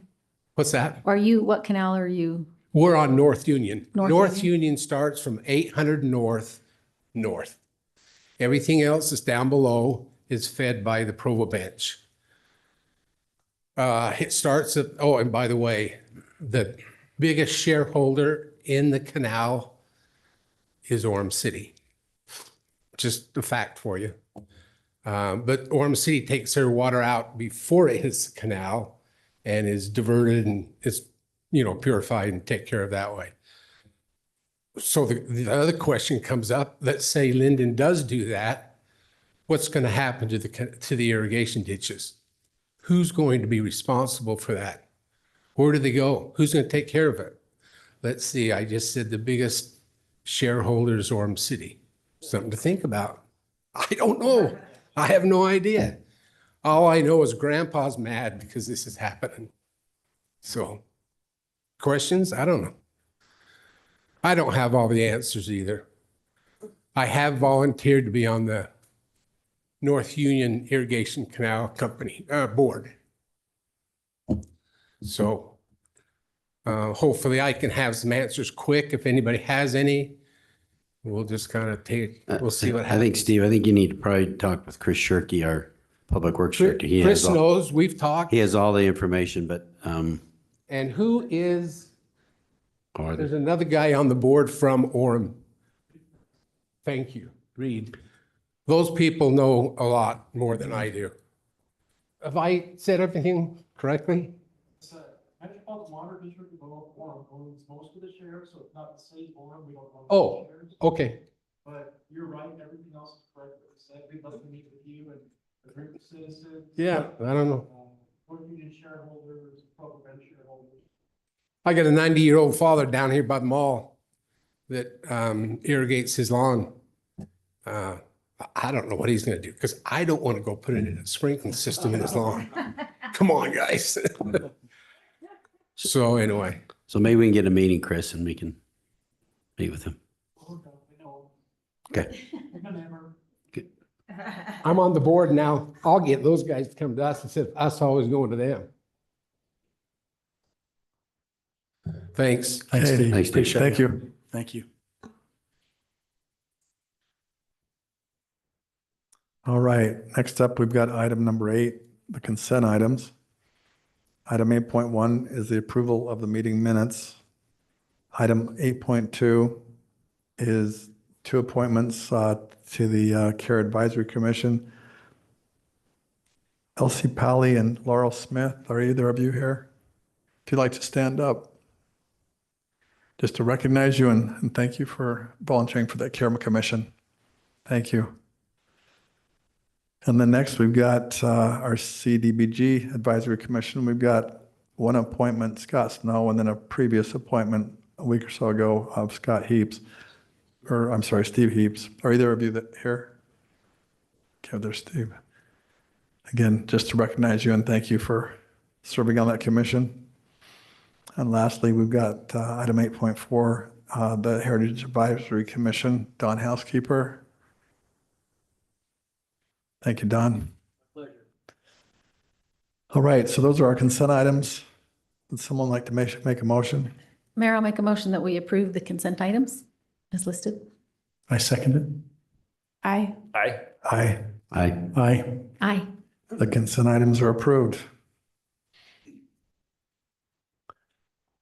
Next, item 9, the city manager information items.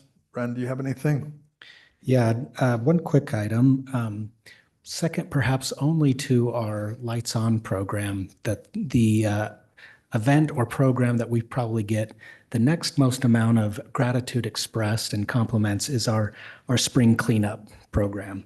And that's just right around the corner, is going to start on April 15th, go through May 11th, and will be positioned at Palisade Park, Sierra Park, Nilson's Grove, and then it'll circle back to Palisade Park. And then back by popular demand this year that we didn't do last year is a community swap opportunity on April 20th. So we'll be getting the word out there and anticipate a lot of participation and look forward to a lot of thank yous.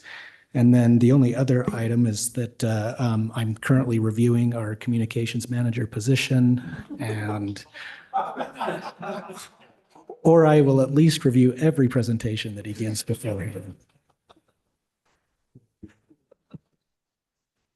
Thank you, Brent. I'm sorry, Pete.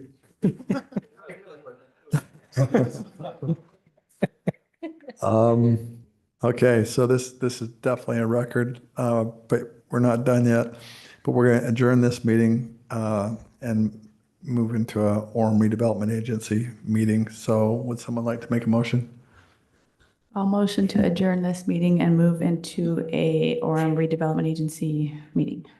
Second? Aye. Aye. Aye. Aye. Aye. Okay, we're adjourned from the city council meeting. But we'll move into this Orem Redevelopment Agency meeting.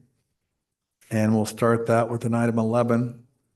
And on the consent items, we have approval of the RDA meeting minutes from June 13th, 2023. Would someone like to make a motion? Make a motion that we approve the RDA minutes of June 13th, 2023. I'll second. Okay. Aye. Aye. Aye. Aye. Aye. Aye. Aye. Thank you. The RDA minutes are approved. Now to the heart of the meeting.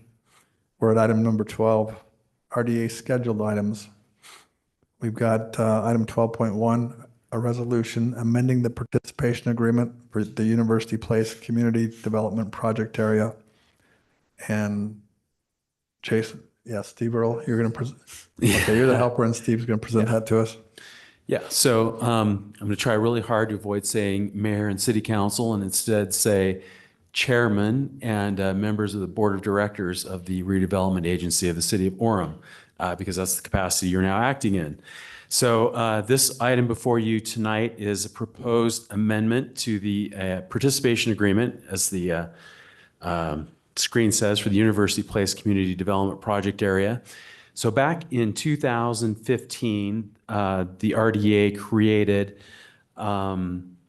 the University Place Community Development Project Area. It's basically the area of the University Mall encompassed by the PD 34 zone, as you know it. And basically it was an opportunity to encourage redevelopment and new development in that project area to improve the tax base and to create jobs.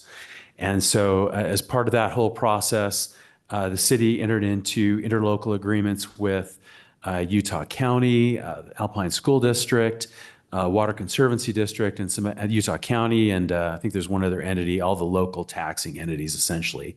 All those entities agreed that they would agree to give up a portion of what we call tax increment to reimburse the University Place for infrastructure that they constructed in that project area.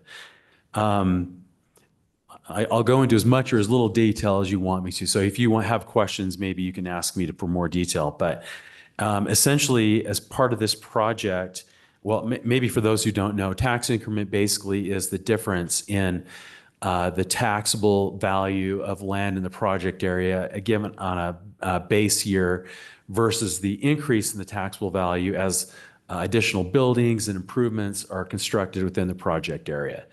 And so that difference is what we refer to as basically tax increment. And so the University Place would qualify for certain amounts of this tax increment as they obtained or achieved certain benchmarks or criteria that were outlined in a participation agreement. And so, Jason, maybe you can go to the page that shows the table there.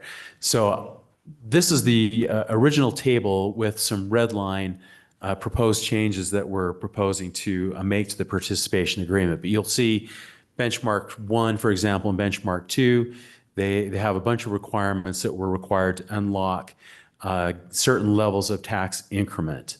And benchmark 1, of course, includes some new retail, refurbished retail, 100,000 square feet of Class A office space, and so forth. Benchmark 2 is 200,000 total square feet of Class A office space. And then benchmark 3 through 7, each required an additional incremental 100,000 square feet of Class A office space. So the University Place has completed the requirements for benchmarks 1 and 2. And we have Artie Woodbury here, and oh, he's still there. Okay. I was just going to ask him to correct me if I'm wrong, but I think so far they've constructed about 230,000 square feet of new Class A office space. So they have that clears benchmark 2, but doesn't quite get them to benchmark 3. So part of the problem, as we all know, with the COVID-19 pandemic, there was a big trend towards working from home. Office demand kind of cratered. Maybe there are other factors that contributed to demand for office going way down. But I think essentially University Place has found that it's economically infeasible to construct additional Class A office space, that it would be required to meet benchmarks 3 through benchmark 7. You can either nod or tell me, maybe we want to have him come up and explain more market conditions and how that's impacting their ability. But I think that's probably common knowledge. So essentially the result of that is that neither the developer, University Place, nor the city are able to fully realize the advantages and the benefits from this participation agreement and the creation of this project area.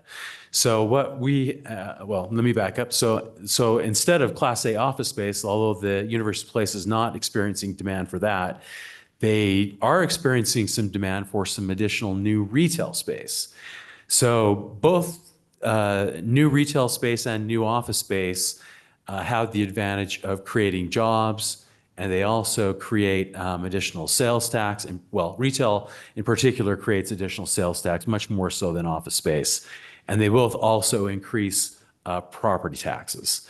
So we feel like, and I think University Place feels like, both sides could benefit from modifying benchmark 3 to replace the 100,000 additional Class A office space with 100,000 square feet of new retail that would have to be constructed after March 1, 2024. In other words, it's got to be new retail space, not retail space that has been previously constructed. So, and essentially, this is, if you look at benchmark 8, you'll notice that that's the last benchmark, and to get the maximum tax increment, they would need to construct 700,000 square feet of total Class A office space, as well as 300,000 square feet of new commercial.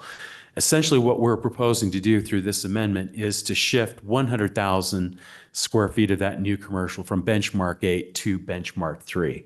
Essentially just changing the timing, not really changing the parameters of the entire agreement, but changing the timing of 100,000 square feet of that new commercial. Excuse me. So we feel like that way, both University Place can move forward to gain additional tax increment, allow them to get new development or additional development that will benefit both them and will benefit the city in terms of job creation, sales tax increases, as well as property tax increase. And not just the city, but as the other taxing entities benefit from that as well, including the school district and the county and like I said, the other taxing entities. So that's the proposal as far as modifying the benchmarks. So one of the things we wanted to also be sure of was that in the with the construction of this 100,000 square feet of new retail, that we had protection for the neighboring residential properties. And maybe Jason, if I can have you go to the map, we'll show you here. And that should be the last thing. I don't know if you can blow that out. That's kind of hard to see. Can you zoom in on that a little bit, Jason? Possibly. So I don't know if you can see kind of the green. There's kind of a green, we kind of lost it. Yeah, it's on the bottom. Okay, so if you can kind of see the green strip right down there, and then just go up from that a little bit, that area is labeled new retail. Oh, I'm sorry, it's labeled retail area. That's the area where University Place is proposing to construct this additional 100,000 square feet of new retail space. And as you can kind of see, it's kind of on the edge or close to where there's some existing residential dwellings. So one of our concerns was wanting to protect those properties to the greatest extent we possibly could. And so what we tried to address, and Jason, you probably need to scroll down so we can see that green strip again. Yeah, there you go. Okay, yeah, there we go. So we have some separation requirements here, and you'll see on kind of I guess I'm going to call that the north edge. It's about a 53-foot separation from the edge of the new proposed building to the property line of the neighboring residential property. And then as you go further to the south, that other distance you can see right there that's labeled shows 85 feet from again, the edge of the new building to the edge of the property line of the nearest residential property. And so one of the things we're putting in the proposed amendment to the participation agreement is that they would have to construct this new retail building with and maintain approximately those setbacks or those separation requirements that are shown here on this exhibit. In addition to that, we've asked them to have some buffering in terms of trees that they would install and some landscaping. That's the green area that you're seeing on there, and the round circles are the trees there, to also help to buffer those residential properties. Also showing some parking area right next to the landscaping that would again help to provide that separation between the retail building and the residences there. And so Jason, now I'll have you go to those red line areas.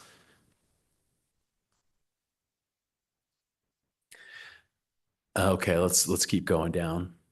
Next page. Okay, let's keep going down. There we go. Okay, so these bullet points are some of these standards that we just kind of talked about. The first bullet point is maintaining that separation of between 53 feet and 85 feet as shown on that map. Number two would be that they're going to construct and maintain a masonry wall at least 8 feet along the boundary of those properties. And my understanding is that there's already an existing 8-foot fence on at least part of that boundary, but to the extent that that needs to be extended to fully cover that length, they will do that. Then third bullet point, installing and maintaining the trees, as we've talked about.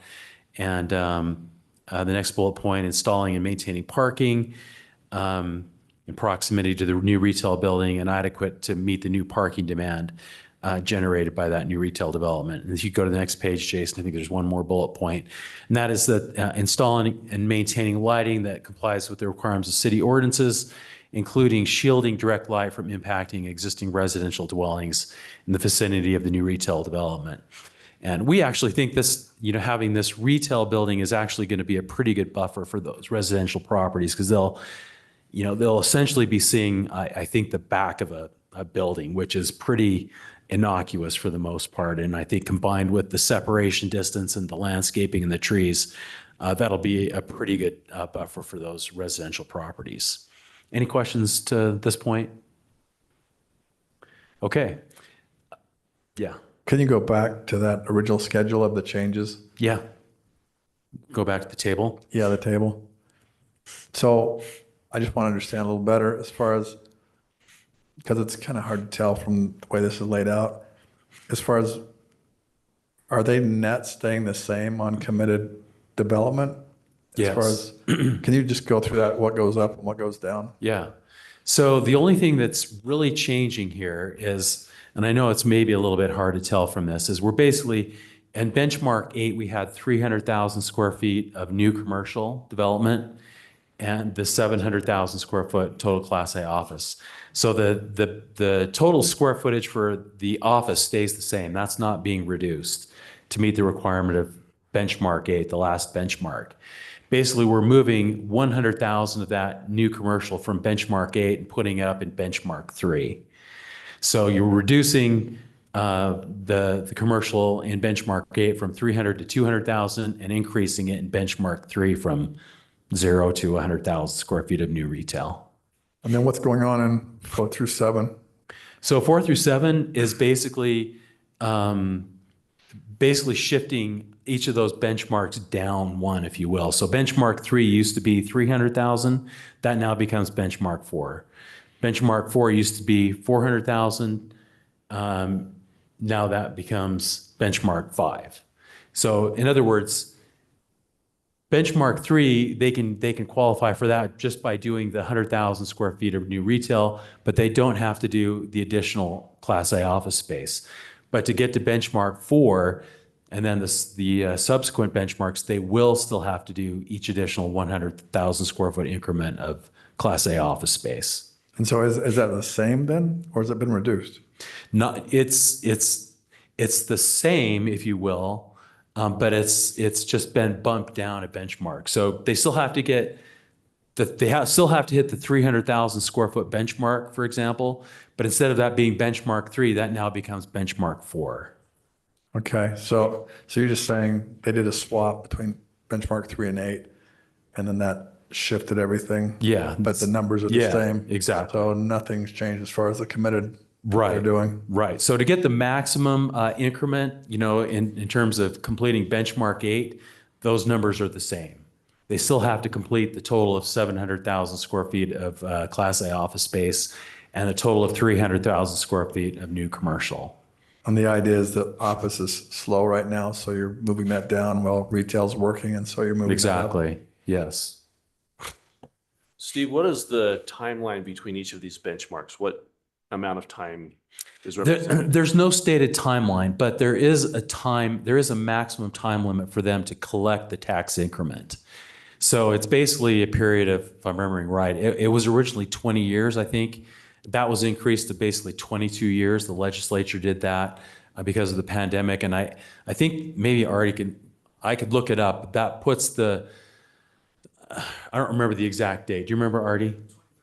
Okay, so they only have until 2039 to collect on the increment. So basically it's in their interest to do all this as soon as they possibly can so they can collect the maximum amount of increment, because after 2039, it's over, they don't get any more, so. You touched on this briefly, but can you just articulate for us the benefits to the city of us making this change?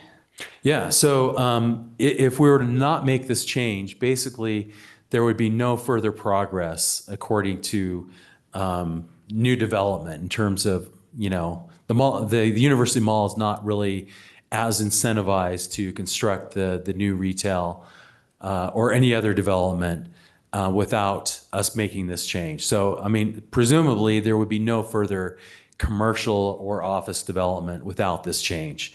So what that means is that you don't get those additional jobs that would be created by that. You don't get the additional sales tax.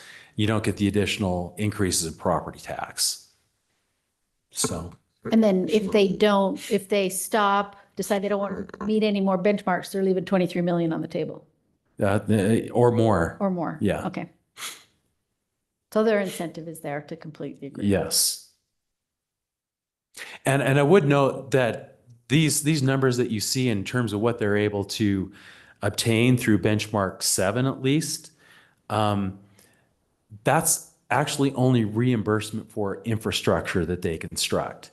And so infrastructure is primarily, in this case, probably going to be parking structures, because those are probably the most expensive component of infrastructure. Could also include things like streets or utilities or things like that. But it's not money that they just get for free.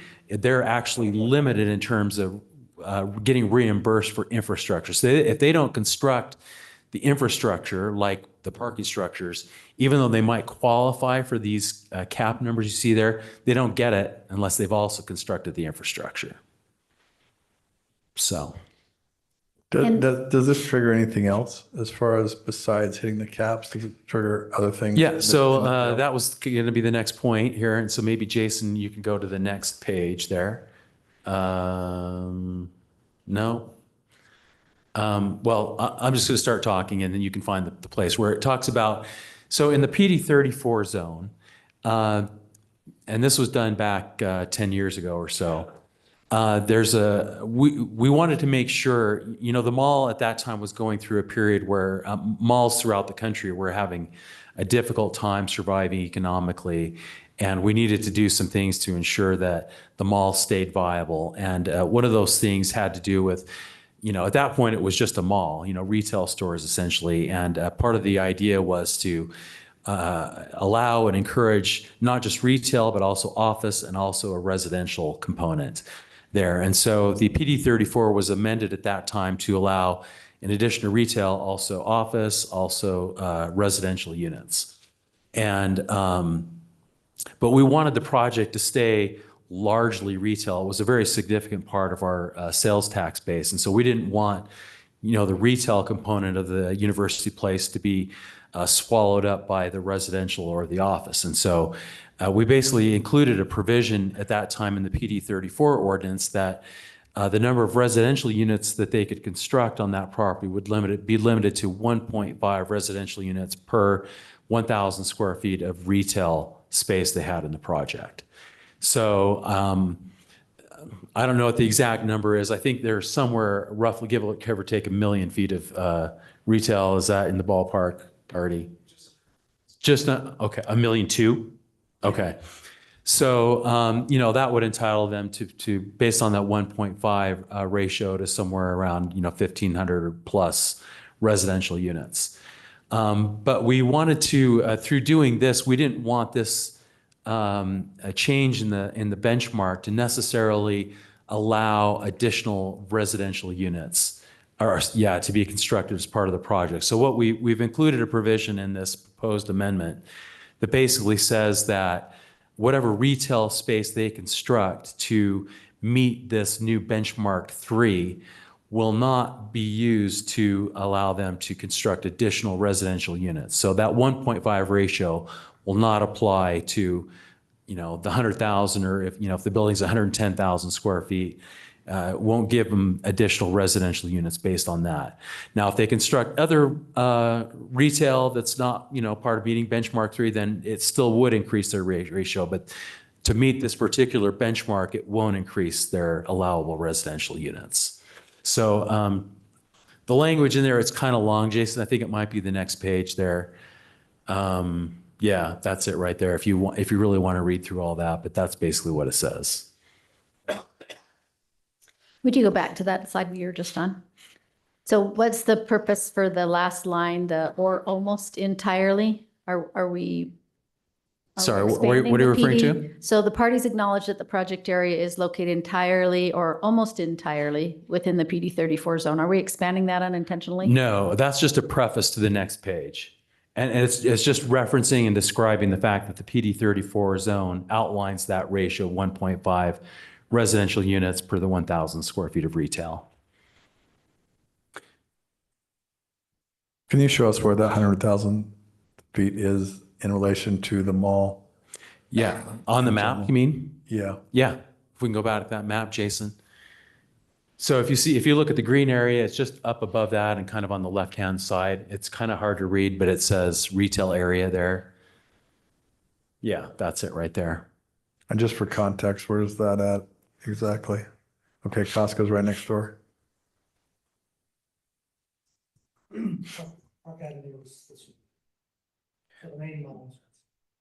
So north is left. And then, so this the- is below, I'm sorry, Oh, go. but this is below Costco? Just to the south of Costco. South. Between the new park area that's at the main. Mhm. So that kind of open parking area, that land right there. That's what this is. Okay, just below Costco and above that park? Yes. Okay. This area here Sorry, is. go ahead, Lene. Well, I was just going to ask, so is this landscape are we defining the landscaping? Are we saying you have to have a tree every so many feet, or we're just saying, here's an idea? So yeah, it's supposed to conform to what you're seeing on there. So where you're seeing, and they've kind of, if you zoom in a little bit more, they've kind of defined the width of that landscape. It's kind of greatest on the northern part. And I think, what is that? 16 feet or so. And then it does taper down a little bit towards the southerly end where it's about 12 feet. And you see the circles that they've got outlined. Those are the trees that they would have in there. Now, I will also note just a little bit to the north of kind of the green area, you'll see some smaller circles on that. So what that is, right now, University Place, as I understand in their discussions with the proposed new retail developer, that area on the University Place property would be asphalt. There's not room to put landscaping on their property right there, but they're willing to put trees on the neighboring residential property owner's property if they're willing to agree to it. But they would have to obviously get permission from that property owner to do it. So.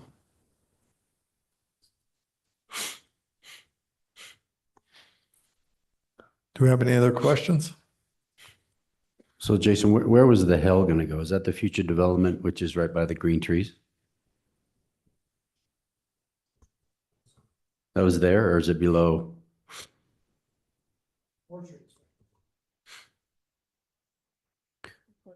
If I remember correctly, Hill Center Theater was looking at directly to the north of the park. Okay, right. So yeah, where you're kind of pointing, right around there. Right. Okay.